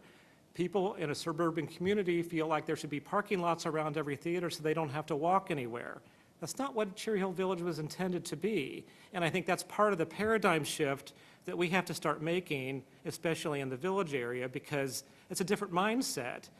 Yes, do we need to have convenience for the handicapped people? But part of that issue is the theater production company that's managing those events, and they expect a lot of people in, they should make sure that those handicap spaces are clear, those handicap spaces, the pull-off spaces are available. They need to manage that better. I mean, that's a whole different issue than getting in and out of the village. We want people to stay in the village. We don't want to make it easy for them to get out of the village. Okay, now that's not a... Otherwise, people will never shop there. You don't want to warehouse So- people in the village, no. Right, That's but, not what we're doing. but No. it's great to have a crush of people that have a hard time getting in and out of someplace. That's a No, good problem to Not when they're in have. wheelchairs and on walkers. But that's I a different can't tell issue, you. Anne Marie. That's an issue of management of the existing spaces that exist to make sure that nobody's blocking them. It So was that's a bad- management issue. Okay, I'll repeat what I said in the other project. It's different in Cherry Hill Village. Right. Commissioner Zuber, would you call the vote, please? Sure. Commissioner Bennett? Yes. Commissioner Ocon? Yes. Commissioner Perkins? Commissioner Graham Hudek? No. Commissioner Eggenberger? Yes. Commissioner Zuber, yes, and Chairman Green. Yes. Okay. Thank you. Two forwards to the trustees, keeping them very busy. Yes. You have to keep them out of trouble. All right, our fourth agenda item tonight is In the trouble. Uptown PDD Amendment Number 5. We're considering a request to amend the PDD, this property is located north of Cherry Hill Road and east of Ridge. Speaking of Cherry Hill Village, Angela, could you tell us more about this amendment? Yes, thank you, Mr. Chairman. It's all Cherry Hill all the time.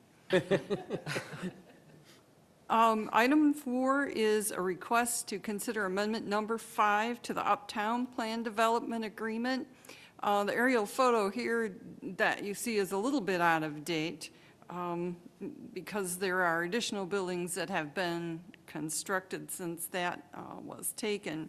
The request, the Uptown Apartments, as I said, are part of an original plan development district that was approved by the trustees in 2001.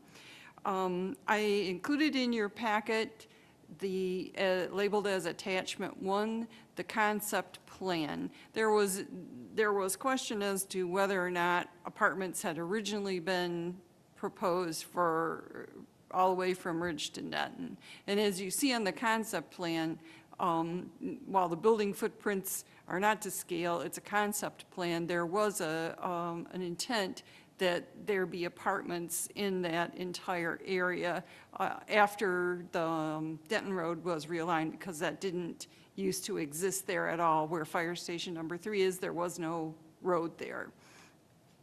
Amendment number 3 was approved in 2008, and with that amendment, they created the all-season senior apartments element as part of this district. This was composed of 145 attached units, and that was sort of away from Denton Road at the time. And you can see on this attachment here, the sort of design that was proposed. One building, a large, low building for senior citizens. Amendment number 4 in 2014 relocated the senior apartments, as you see on the monitor now, and added more apartment buildings that are like those that were previously constructed in Uptown. So what we have here, and what I included in your packet and labeled as attachment number 2, is what is currently approved. The proposal tonight is to eliminate that low building senior element entirely and continue with typical traditional apartments to Denton Road. The senior aspect was 187 units with the last proposal. This proposal reduces the number of units down to 152. The applicant included conceptual illustrations in your packet. Staff is concerned about the appearance of the elevations as they will face Denton Road. The applicant committed to using the same buildings that are already constructed, already in Uptown. We would like the building elevations to be firmed up at this stage. Their request is to firm it up at the site plan stage, and this is just amendment to the plan development. Staff would rather have the board be able to see exactly what's going to be facing Denton Road, what you're going to see when you drive by. So staff recommends approval of amendment number 5 with the condition that we get some more firm architecture commitments to go to the board. Thank you, Angela. And I think one of the things that we are really looking at is for those frontages of those two buildings that face Denton is to be primarily brick. These are the alternate elevations which are in your packet. We don't think these are good enough to face Denton Road. Either the other side of the building is the front, it has more brick on it. We need, the architect to work on this a little bit more before it goes to the board, or until you're happy with it, so. And Mr. Highland's here. Do you have any questions? Mr. Highland, would you care to add anything to what Angela has said? And while you were coming up, do I hear a motion to open the public hearing? This is a public So hearing. moved. Got a motion to open the public hearing by Commissioner Zuber and support by Commissioner Okan. All in favor, say aye. Aye. Any opposed? Yes, sir. Good evening, Mark Highland with the BezTac Companies. We're the developer of the Uptown PDD. It's true, a while back we came in and amended the PDD agreement to include a 3-story senior development. We had a very difficult time getting any traction with that, especially when the economy dropped out. We found a lot of people were concerned about it being in the middle of the development, so we pushed it over to Denton Road with the next amendment. We still couldn't get any lenders. We even talked to HUD, made it formal applications, and were denied for lending and things like that to develop it. There just wasn't a call for luxury senior housing in the market in this area with the. So we are just requesting we go back to the original agreement, which was apartments all the way across to Denton Road, and that's the site plan we submitted. I certainly don't have any problems working with staff to increase the amount of brick on the front facades to more resemble what you're seeing over on Ridge Road. We'd be happy to do that with them. Otherwise, we're just asking to reinstate the apartments in this area, and it's important to note that we are actually requesting less units in the same acreage than what was originally proposed or approved in the PDDs. Okay, we have to make it official here, so obviously there's no audience to... Close the public hearing. All right, we've got a motion to close the public hearing by Commissioner Zuber and... Perkins. Okay, I second. okay, all right, we'll switch it around by Commissioner Perkins and support by Commissioner Zuber. All in favor, say aye. Aye. Any opposed? Okay. First question I have to ask is, and I'm trying to keep this as not as personal. I'm a card-carrying senior, all right? When I say card, I'm talking Medicare. Oh, I thought you meant ARP. Yeah, well, that too. That But too. you didn't even really have to tell us. So the exclusion of seniors is not going over well with me at all. Because, not just because of me, but because it is an element of our society, and it goes contrary to what I'm hearing is a trend in this part of the country where we're an aging society, and where our senior element in Canton is growing more and more. Absolutely. I'm a little bit leery of the idea that, well, we don't see a way forward to have this luxury amenity for seniors, so let's dummy it down to everybody else. Could you kind of go more with that? Certainly. Tell us more. There is a growing senior population. It's going to continue to grow. The problem is the niche market we serve is luxury senior apartments, whereby we will have full wait staffs and chefs and concierge service and everything else, and that is very, very difficult to get developed. You have to have incredible market studies with a huge amount of rooftops in the area, and even then the lenders are hesitant just because of the amount of time, effort, and money that goes into getting one of these up and off the ground. So while normal senior housing is still very much in demand, the luxury senior housing is in demand, but only in very, very specific markets. So you would consider the other apartments to be luxury as well, but just not for seniors? They don't exclude seniors, we can't do that, that's illegal, but it's not marketed strictly to seniors. Marketed to seniors, okay. But it not still age- would be it's not considered age- luxury? It's What's not that? what he's saying is not age restricted. Yes, these would not be age restricted. What I'm saying is that the quality, you're talking luxury senior living. The other living will be luxury as well. It's just not These are- senior oriented. These are higher-end higher-end apartments. They're higher end in the Class A for rents and sizes.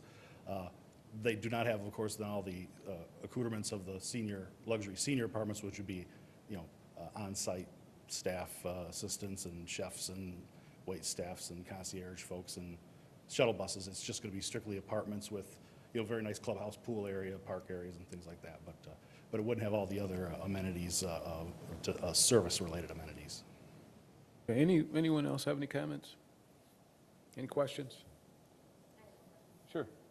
Be similar then to the ones that are already existing? Is it the Yeah, same? we're using the same footprint floor plans as the most recent construction, with the exception of we added another one of the buildings from over on the Ridge Road area to kind of just bookend it with some similar views. But we're finding a much more popularity with the new footprints because The market has now gone to slightly larger apartments, so the new ones are going to be, roughly 100, 150 square feet larger all the way across the board. But we did think it was important to include at least one of the older style buildings so that you would see similar facades across the road frontage. I think your newer building that you got done building in this last phase, those are 20-unit buildings, mostly two-bedroom units. 20 units, and another important thing is attached garages. We have found now for the more upscale market, you have to have a lot more attached garages and carports, so you have to basically provide at least one covered parking space, either garage or carport per unit, things like that, and this new site. What's your plan does general that. rent structure for those?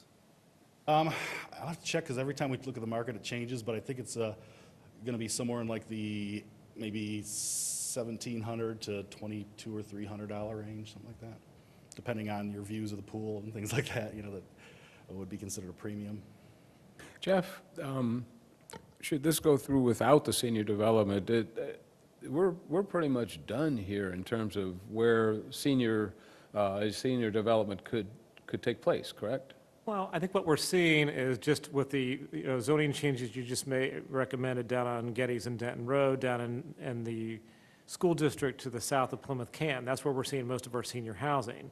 So in Cherry Hill Village, with it being in Plymouth Canton School District, and with being it more single-family oriented and kid-oriented, most of our senior type of product, because of the school district issue, is moving towards the Geddes Road corridor. So, we've got, Grandview Estates under development. The project that Pulte is proposing for the Geddes Road corridor is a Del Webb community, which is senior housing. We have Crystal Village, which is senior, age-restricted housing. I think Grandview's not age-restricted, but it kind of goes towards the empty nester housing. So that's kind of where we see most of our senior housing gravitating to, and part of that has to do with the market and the school districts. And all of that's going to be, higher-end housing too. It's just not going to be in Plymouth Canton School District. It'll be in a school district that doesn't need the kids, or doesn't, Right. That can't, they have a hard time marketing to single-family folks with being in the other school district. So in this particular case, one of the concerns from public safety with our aging community and the additional amounts of assisted living and senior apartments that we have, there's a huge load on ambulance service, and it's going to impact their ability to serve our senior community, and the need for the board to have to budget for additional ambulance and additional staff in the fire department to basically meet the demand of our future senior population. Assisted living, and the senior facility here that was originally on here was partially assisted. Then, public safety is like, can we limit the amount of assisted living that we have? Because it's really a burden on us in terms of being able to serve it with the amount of runs that assisted living demands. It's just something that we're going to have to deal with as a community as we age anyway. Whether or not you're in a single-family house, whether you're in assisted living or independent living, as we age, you're going to need to call the ambulance more often.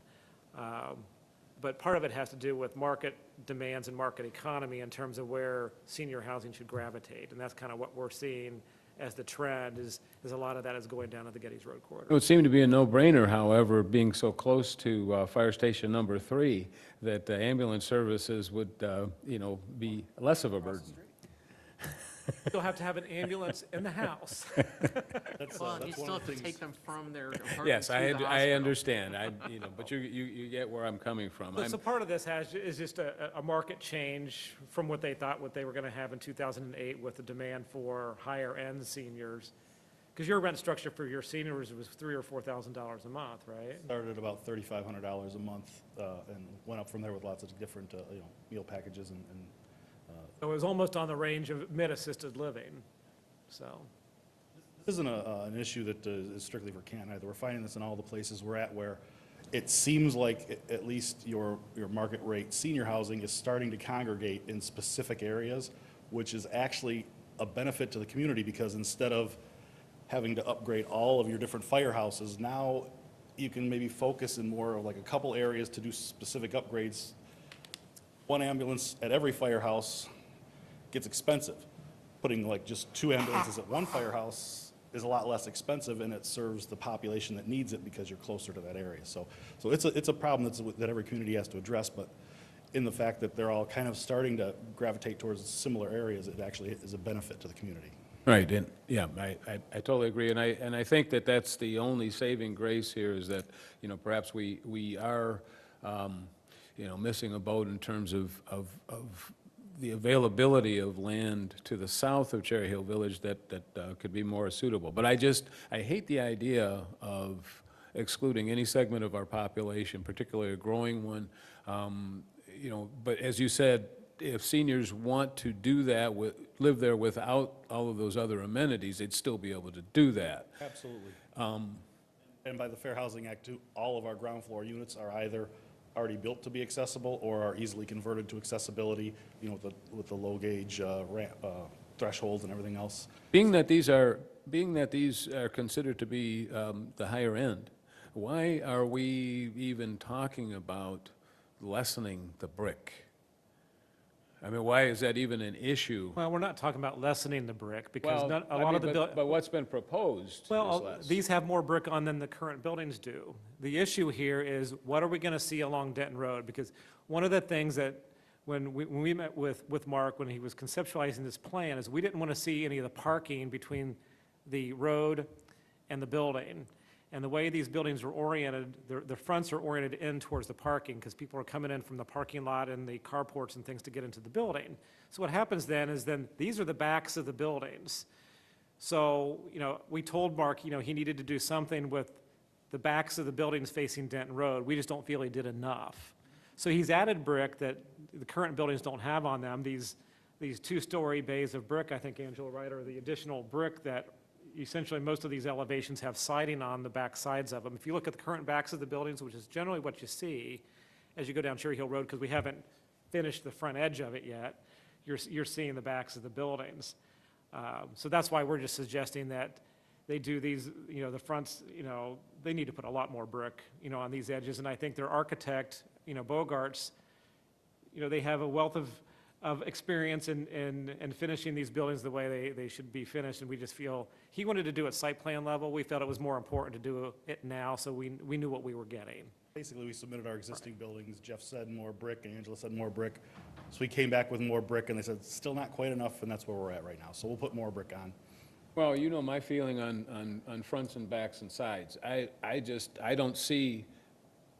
don't buy into the philosophy that simply because you see it from the street, that's where your main focus should be, and forget about the sides and the back.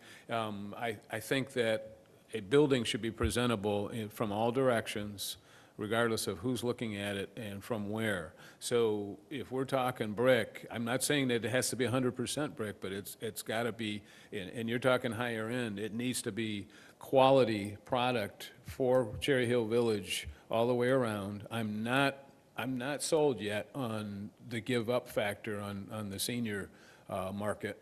I hate eliminating a segment of our population. I just hate it. I mean, Well, again, we're not restricting it. They're still more than welcome to move in. well, I know, but It's you're just not, we you're don't- not we can't- encouraging it either with your development, with the plan, with this plan. This plan does not. Well, do you know what your empty nester rate of rental is in these apartments? We actually have quite a bit now. I don't know specifically with this last, I don't know, 140 units that were built, but we're usually up around 35 or 40% in retiree age, because there's a convenience to apartments now that a lot of people are taking advantage of, that they don't want to own a home, don't want to mow the lawn, don't want the upkeep anymore. Just like the Redwood Apartments over on Haggerty, south of Palmer, those newer ranch apartments there, those are primarily, they cater to, because they're ranch units, they cater to the empty nesters who want to sell their house, be near their families, but rent and not have to take care of anything and be responsible for mortgage and insurance and all of those kinds of things. So that was why I asked him, because I know there are quite a few renters in there that are empty nesters. So I think it's those seniors who need more care or want more amenities, I think, that Mark is talking about with the Four Seasons apartments, with the concierge service and, you know, meals provided for you and them taking you to the grocery or doing those kinds of things for you. That's kind of what they're dropping off. So I understand, and it's instead of the institutional type of building, it's just more true independent living. Yeah, we're for talking those people. independent, however, we're talking accoutrements that the seniors would like even more. And forgive me, I know you've done your diligence and your homework, but I feel you're missing an opportunity here. I really do. I think that and I think Canton will miss an opportunity by allowing that to escape from the village. We have been for 7 or 8 years now pursuing that opportunity, and we cannot get the market studies to line up with the lenders and their requirements. And senior lending is especially difficult anyways, because with regular apartments, people are ready to move. You can kind of lease up, you can almost count on a certain number of people moving in per month. Seniors, you don't have that, because most seniors who are moving into a senior's facility are right now sitting in their home that they'd love to get out of, but they have they have the luxury of waiting a few more months to get a better sale price or another year. So leasing up senior apartments takes a lot longer than leasing up market rate apartments. And so lenders want terms based on multifamily, and those terms never really line up with seniors. So unless you've got a very, very strong market, what you're going to end up with is a shell that isn't completed ever, or you'll never get off the ground anyways. So we're at the point now where we've been trying to get this to work for seniors. Like I said, we spent a lot of time and effort designing it in the middle of the site, thinking we would incorporate it into the community and everyone would be able to frolic together. None of the lenders liked it because it was too far away. You couldn't see it. You couldn't market it. So we moved it over to Denton Road, and now they're saying, yeah, great for marketing, but the market's not there, no matter how much market. So we're at the point now where we just like to go back to the original approved apartments across, because we know we can count on those. We know they're working. We know the demand. The senior demand just is not there for the type of product we build. And I understand. What's your vacancy rate, Mark, right now in there? In the apartments, 97% occupied, like 3%, which is pretty unheard of for apartments. I mean, usually if you're in the high 80s, low 90s, you're happy. That's actually across the board for You have something you apartments wanna we say? have in Yeah, go ahead. hills and everywhere else too, so. Angela and Jeff, I wanted to know if you could address some of the comments that came in these letters that were included in our packet from Tom Yak and Melissa McLaughlin and some of the other people about whether or not we want to have further apartments versus condos. We're not going to address those directly. The issue Okay. is what did we originally approve? We originally approved a certain number of apartments for Uptown. The issue is whether or not you want to maintain the plan as is. You do not, the board does not have to amend the development agreement. This is the last piece of residential property within Uptown. The rest of it's all designated commercial. So this is about 5.5 acres. The question is what would you do with the 5.5 acres if it's not going to be apartments? It's too small to put single family on. It's across from the fire station. It's next to the dog park. It's right behind commercial. What's the most appropriate thing to do with that? So it's not an expansion of the apartment complex. It's actually a reduction of the apartment complex. They have a right to do so many apartments pursuant to the original development agreement. The issue is should we tie the developer's hands and force them into something they can't market or get financing for, or should we amend the plan to allow something that they know that will work, that fits into the village and meets the guidelines of the original village plan that was adopted for Uptown? I don't even think we can do that. You can't, can you tie the developer's hands and say, you said senior apartments, you have to keep it? I mean, you can't. From a practical standpoint, that's in the development agreement. That's their issue. There, it's The already thing is, there. do we want that property to sit there and languish and not ever get filled in with what was intended to be housing of some kind, and it sit as a vacant open field for years and years and years because they can't market it for that particular use? Or do we want to allow them to revert to the original plan? Now, one of Melissa's comments in the emails that were going back and forth, well, the original plan showed a lot of smaller buildings there. They weren't these big buildings. These are all 3-story buildings. So, one of the things that you need to look at is whether or not this is the right form and function of those buildings in this particular area. Basically, we only have 2 buildings that face Denton Road. They're on the road. It's at the entrance to their development. They're across from the fire station. They're not across from any single family. They're adjacent to commercial use, future commercial use. So is that an appropriate transition from the commercial use to the small pod of vacant, residential area in between the dog park and the commercial on Denton Road across from the fire station. I mean, this is basically an isolated L to the, to the apartments that just hasn't been developed yet. So it's basically their last phase of residential development there. So, Okay. I mean, that's kind of where staff is coming from. It's like, okay, well, this is what the board approved 15 years ago. They approved so many apartments. So really the issue for staff is it in the right form? Do you like the buildings? Do you not like the buildings? Do you like their orientation, or do you not like the orientation? So if there's something about the plan that you want them to change, then that would be your recommendation at this point. You could table it, have Mark go back and look at something and bring something back to you. You could recommend approval of it with conditions before it goes to the board. That's, you're evaluating this just like we are. It's like, okay, how does it look? How does it function? Basically staff's, other than getting the facade along Denton Road to look like a front, so it doesn't look like, so it's not a back, so it has basically two fronts, as Greg was alluding to. I mean, that's really our only concern, because that's what the community is going to see coming down Denton Road. If you don't live there, you're not going to see, and the same thing, the fronts along on Uptown Avenue, will kind of encapsulate, the rest of the edge of the of the apartment phase that they just finished, which is mostly rear ends of buildings or backs of buildings. So we'd like to close that end so you're only seeing fronts of buildings, which Okay. was intent, so. No, I'd like to make I a don't know, motion. No, I'd like, part of the comments. comments that we received were Oh, I due thought we were to, just having a free-for-all a lot of the conversation. comments that we received were due to the fact that they were responding to those comments and not knowing what the original plan was, and not realizing this really isn't an expansion, it's somewhat of a contraction. And instead of one big building, it's multiple buildings.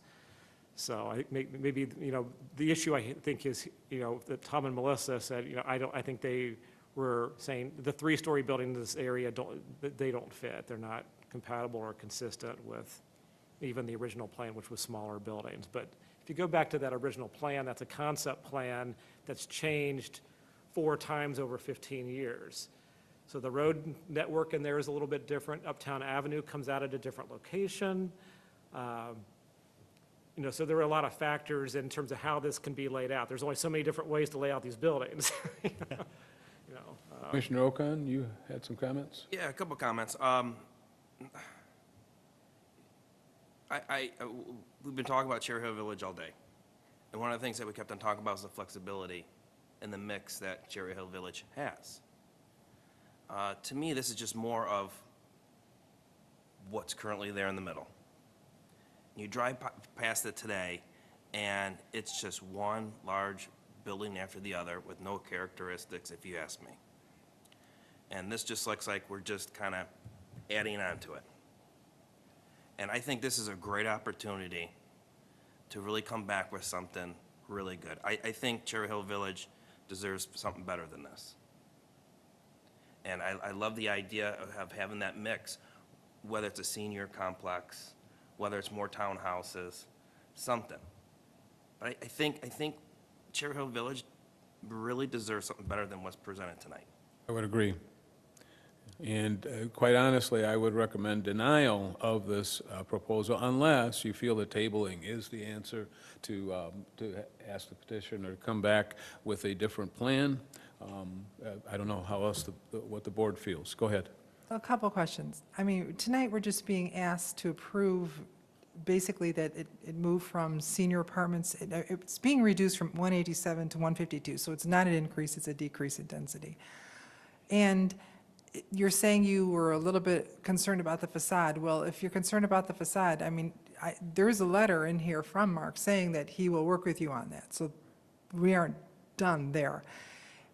Either way, like you said, something is going to go there, and you're still working on the facade, so that's not the issue. We're not approving the facade tonight, we're just approving whether or not, the concept, yeah. And as you said earlier, we have a lot of seniors residents in this, buildings here, and they are putting a strain on our ambulances. You said that, and that is true. And what happens is, we can't, we are a bedroom community, we're a mixed community, but the younger people will have to pay more for the ambulances, and we are having a strain on our resources right now with ambulances, and adding more senior houses does put an expense on the township, and that's what we have to think of. So Mark's already said that he would work on the facade. This is just a decrease from 187 to 152. I mean, it's not, I mean, we still have to come forward with the plans as it goes forward. We do the phase approval, so I don't see the reason to not approve it. I mean, My The understanding is numbers- that we would still have to come back with our final site plan as Right, well. you're gonna come Which would address forward. any of the additional facade Yeah, issues, more yeah. landscaping. and open spaces or anything like that. We're well over the open space. I think we're still at like 32 or 3% as opposed to 25 that's required for the area, because the nice part about the bigger buildings, and you group the parking together, you end up with a little more green space in between and around them, so. So there's no reason to table it if we're still going to be working on the facade and the way things look and how the buildings look. I mean, that's approvals later on. The only reason to table it is if there was something here that you wanted them to work on and bring back, if there was something about the concept plan that you didn't like. Yeah, I mean, that's it. That's not going to change their mind about senior housing. They've already done the market study, and if they can't afford it, they can't. Otherwise, it sits as an empty field, right? I agree with you. I disagree from the standpoint that if the numbers support a growing service due to seniors, you're going to have that regardless. And adding senior facilities here is not, I believe, going to increase senior services. Theoretically, they're already here, so the number's going to grow regardless. And I don't think, again, that we should give up on a concept that I think is for the entire population. That's just me. Well, And I think like we're kind of like just wanting to finish something. Like, okay, well, that's not going to work there, so, that'll How- work there, let's Okay, the just plug question this is in. how best do we finish it? Does this plan serve that need? Does it meet the requirements? Is it consistent with the overall initial plan for the plan development in terms of the style of the buildings? You know, is there something else they should be doing with these buildings that they're not doing? You know, those are the questions you need to ask yourself. And I say no to that. That's me. That's one of seven up here that says no. I just didn't, I hate reiterating, it drives me insane, but, Go ahead and we- reiterate. Right, said that but I'm already. going to reiterate, they've sat out here, they've done the studies, they have data supporting the fact that they're not gonna put up a senior center here. They're not gonna do it, they don't have the residents that wanna go in, so, They don't have the money. because they can't get it because the studies don't support it. I mean, I understand what you're saying, and I pass by these places all the time and joke about the fact that, hey, honey, that's where we're gonna be in 10 to 20 years. I get it, but he's got his hands are tied. They're not gonna do it. That's what I'm hearing. Am I hearing something different? Did No, I mishear? Yeah, we've been trying, and it's just not panning out, and Right. we aren't in the business of not developing. We're developers, that's what we do, and we've been trying to develop seniors here. We've tried with HUD, we've tried with all of our lenders who lend on regular apartments. We've tried all the ones we've worked with before on seniors, and none of them are interested in participating in a project in this location. Hey, Greg, our seniors just aren't rich enough to afford these apartments. Well, that was the next thing. It's Well, I'm not- high-end I'm senior not sure- The living, and it's a demographics aren't there to support completely it. different animal. It's a demographic issue. Yes. so. Well, I'm not sure that analysis, because we are talking about money, forgive me, but we're talking about them getting financing for something, and I am not buying that at this moment, that with the growing population all over the country, really, of seniors, that there's not an institution that will finance this project. So that's just me. That's the way I am right now, is I would recommend denial of this because it doesn't, the recommendation does not contain all the components that originally were intended. They make a motion. Actually, it does contain the original components that were intended. We had an idea that there was a market opening up.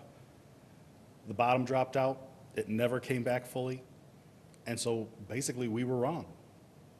And so we'd like to go back to the original components that were intended, because our idea just didn't pan out.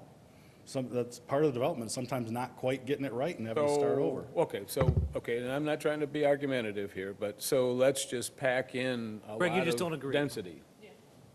Let's just pack in a lot of bodies because we know that that will work. I'm not in agreement with that. I'd rather see it not be developed until it can be developed the right way, which might not contain the senior development, but I just don't feel that this is the solution.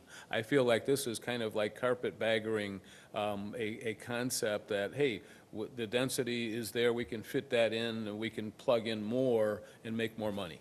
Well, it's not about making more money. The senior housing makes far more money than the regular apartments do. But I would respectfully ask then, if not now, at what point could we come back and make this request again? Because do we have to wait another 5 years, another 10 years, 20 years? At what point, can we proceed with our plan? Well, at some point, and I'm not sure what the expiration of the existing PDD agreement is, when the PDD agreement expires, it expires, and you have to start all over with any unbuilt or unapproved portion. So I don't know, when you amended it in 2014, I don't know what the extension date was on the approval of the PDD agreement. We have to check that. Essentially, that would be happen. If we don't amend the PDD agreement, and he's stuck with building senior apartments here under the agreement, and he doesn't build the senior apartments, then the PDD agreement will expire, and he'll have to bring in a new plan under a new PDD agreement for 5 acres. Which means then we run into the same kind of issue and having an unfinished portion, just like the corners is in our discussion for the first hour this evening, is then what do we do with this piece that hasn't been finished? So we have a plan today on how to finish this site. Take it or leave it. It's up to you guys to take it or leave it. I'd like to Well, make a but motion. that's Okay. gonna be an issue when that comes back, the first Right, so it'll still, item tonight. it'll be a continual issue. Right now, you have a specific proposal that he has in front of you that he would like you to make a recommendation to the board on. So he's respectfully requesting you to make a recommendation on that, either tabling it and fixing something and bringing it back, or make a recommendation to approve or reject it to the board and let the board then decide. Because ultimately, it's a board decision. I mean, you guys, all this minutes will all go to the board, so all this discussion will go to the board. So I don't know that everybody else here, Greg, has talked or whether you're ready to make a motion, but, I mean, that's what he's asking for. He's asking for input, so the board can make a decision. I recommend denial. I will listen to a tabling discussion. Nope, I don't either. What would you table it on? Anybody got a motion? I would like to make a motion. I move to recommend approval of Amendment 5 to the Uptown Planned Development Agreement conditioned upon submission of the finalized building elevations for buildings fronting Denton Road prior to consideration of the amendment by the Board of Trustees. Support. Okay, we've got a motion on the floor by Commissioner Zuber and support by Commissioner Bennett.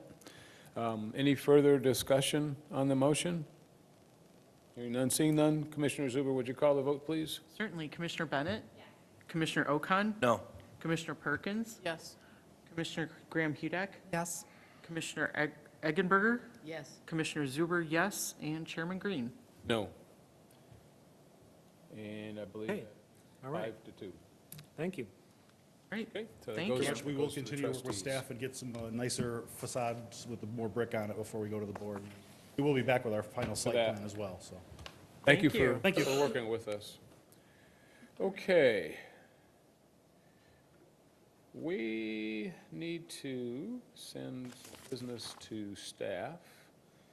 We've got Sam's Club addition, McDonald's exterior, Northgate Apartments, and Bickford of Canton. Who would like to send that to staff? Do I hear a motion? I'll support. Do I hear a motion? Alan moved. No, you guys were both supporting. So moved, I'm Okay. sorry. Well, we got support down there. We've got support down here by Commissioner Graham Hudak. Support by Commissioner Okun. Okay. All in favor, say aye. Aye. Any opposed? And then we've got a public hearing to set for February 5th, Bickford of Canton and Primrose of Canton. Do I hear a motion to set that public hearing? So moved. All right, got a motion to set the public hearing by Commissioner Zuber and support by Commissioner Perkins. All in favor, say aye. Aye. Any opposed? Before we adjourn, I just wanted to say that, again, thank you for our two representatives today. Just a little word, I guess the intent here, well, Nancy is here tonight and probably next month as an alternate if needed next month. Tonight, you are taking Craig's place. But it is the intent of the board to actually increase the panel of the planning commission from 7 to 9. And so at that point, I guess they've got to have a couple of readings of the ordinance. How's that work, Jeff? Yeah, tomorrow night, the board is introducing an ordinance which would amend Chapter 98, increasing the planning commission from 7 to 9. They have to have a second reading at the end of the month on that. When that ordinance is adopted, they will, I think, simultaneously appoint a ninth member at that point. Nancy will become a permanent member, and then they'll add a ninth permanent member. And there will I don't be know where they're no- going to sit up here, but we'll have 9 chairs. We'll have to put another chair up here. But there So- will be no alternate with the 9. Right, so, yeah, Okay. so they wanted to get Laura and Nancy on right now, so that was the kind of phased-in approach since the ordinance wasn't ready for consideration yet, so. So we appreciate everybody being here tonight. It was nice to have a full Yes, thank you planning very commission. much for your Yeah. participation. Sorry for my allergies. And just for the planning commission's information, the board tabled consideration of approval of the master plan that was adopted by the planning commission in November and December. That's up for reconsideration tomorrow evening. So we'll see what the board does with that tomorrow evening. I've had the opportunity to talk to a couple of board members about the history behind and the background behind some of the changes. So, you know, hopefully the board will go ahead and take action on it tomorrow evening. Okay. On another note, if you've seen the press release, the Municipal Services Department, which includes Public Works, Planning, Building, and Engineering, have received accreditation from the American Public Works Yes, Association. congratulations, good We job. are, Tim and Public Works did a good portion of the work, but it's one of the only agencies in the country that has all 4 of its components accredited together as a team. So many, I think Farmington Hills has accreditation, I think, for their Public Works group, but I think there's only one other community in the entire nation that has all 4 groups similar to ours that are accredited together. Wow, So that's a big fantastic. accomplishment. That was a 3-year task for Public Works to complete, and they passed with flying colors. Hey, let's pat ourselves on the back. So that's being presented tomorrow evening Go, also. Ken. We didn't adjourn yet, right? No, we haven't adjourned yet. Yeah, so the representative from APWA will be at the board meeting tomorrow night to present the accreditation, to the board tomorrow night, so. Do you have anything further to add, other than a motion to adjourn? Guess we can talk about our. Afterwards, never mind, go ahead. Oh, okay. Yeah. All right, do So I hear a move motion to adjourn? I move to adjourn. All in favor, say aye. Aye. Any opposed? Okay, thank you, everybody.